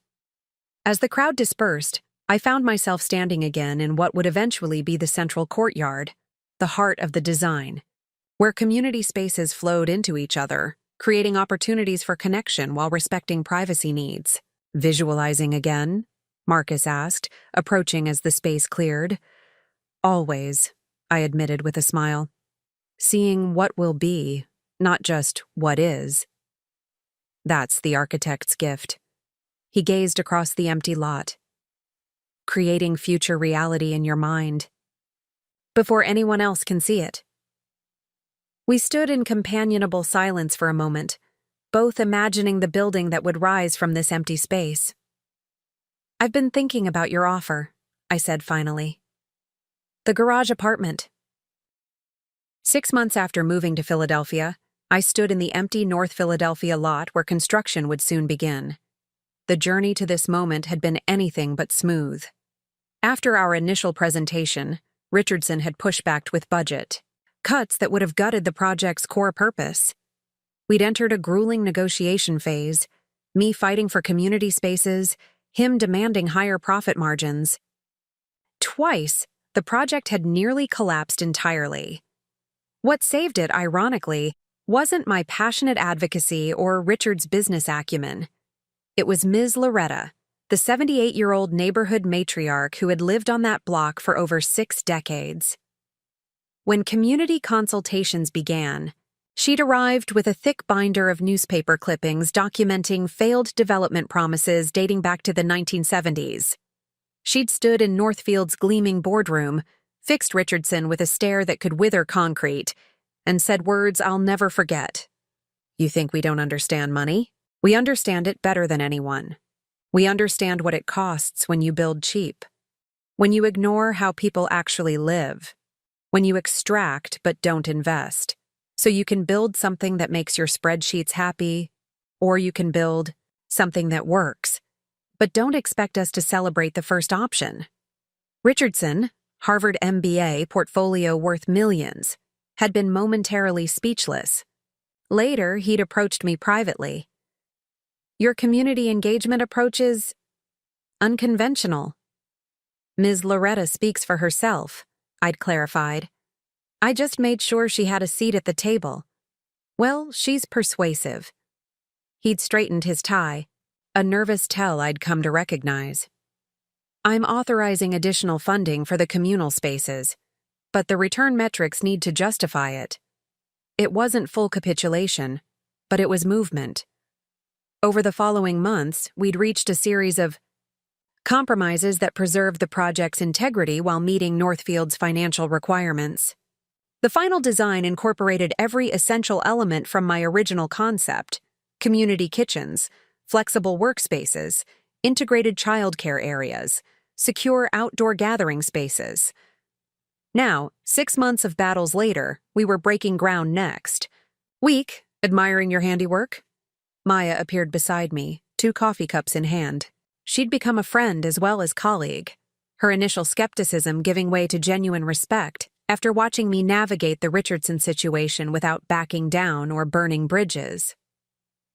"Just trying to visualize it," I said, accepting the offered coffee, making sure I didn't miss anything important. "After 14 design revisions? I doubt it." She surveyed the vacant lot. "You know, when you first presented this concept, I thought it was idealistic, but impractical. Now I'm not sure anyone else could have pushed it through." "I had help." I sipped the coffee, grateful for its warmth against the October chill. "You, Richard, Ms. Loretta, and her terrifying binder," she laughed. "Don't forget your father. His urban planning expertise came in clutch when we needed to convince the zoning board." The casual reference to Marcus as my father no longer jarred me the way it once had. Over months of Sunday dinners, science projects, and impromptu visits, the label had gradually settled into place. Not erasing the lost years, but acknowledging the relationship we were building now. "He's coming to the groundbreaking," I said. "With Kendra and the kids. Julian made a special shirt with the project rendering on it. Deputy Architect Julian strikes again. Maya smiled. How's that going? The family thing? I considered the question, looking for the simplest true answer. It's real, not perfect, not always easy, but real. Unlike your apartment, which still looks like a hotel room according to your frequent complaints. I've been busy, I protested, though she wasn't wrong. Despite 6 months in Philadelphia, my living space remained impersonal, minimally furnished, a place I slept rather than lived. A holding pattern I hadn't yet broken? Too busy for curtains? For personal photographs? For actual dishes instead of paper plates? She raised an eyebrow. That's not busy, Zara. That's uncommitted. Her bluntness, as usual, hit its mark. Despite my professional success and growing family connections, I'd maintained 1 foot out the door. My apartment a physical manifestation of my lingering emotional hesitation. I'm working on it, I said, not entirely convincingly. She checked her watch. Speaking of work, we should head back. Richardson's team sent over the final contractor approvals for your signature. As we walked to her car, a notification lit up my phone, a calendar reminder for that evening. Dinner at Dad's, 6:30 p.m. Dad's, the word in my own digital handwriting, a small but significant marker of internal shift. The afternoon passed in a flurry of paperwork and final preparations for the groundbreaking ceremony. By the time I left the office, rush hour traffic had congealed Philadelphia's streets into a honking, exhaust-fumed standstill. I'd be late for dinner. Again. 3rd time this month. I called Marcus, Dad, to let him know. No problem, he said easily. We'll keep your food warm. Drive safely. The unconditional acceptance in his voice still surprised me sometimes. The absence of irritation or guilt-tripping I'd grown up expecting from parental figures. It was foreign territory, this being loved without caveats. As traffic inched forward, my mind drifted to the morning's conversation with Maya about my apartment, about commitment, about the walls, literal and figurative, I was still maintaining. The trust fund Marcus had established for me remained largely untouched. Beyond tuition, payments, and basic living expenses, I'd barely acknowledged its existence. Part of me still felt uncomfortable with this inheritance, this alternate financial reality that existed alongside memories of electricity shutoffs and eviction notices. My phone buzzed with a text from Amara. Hurry up, I need help with my presentation, and Julian is being completely useless. Followed immediately by one from Julian. Ignore her. She's just mad because I said her poster looks like a rainbow threw up on it, but it does.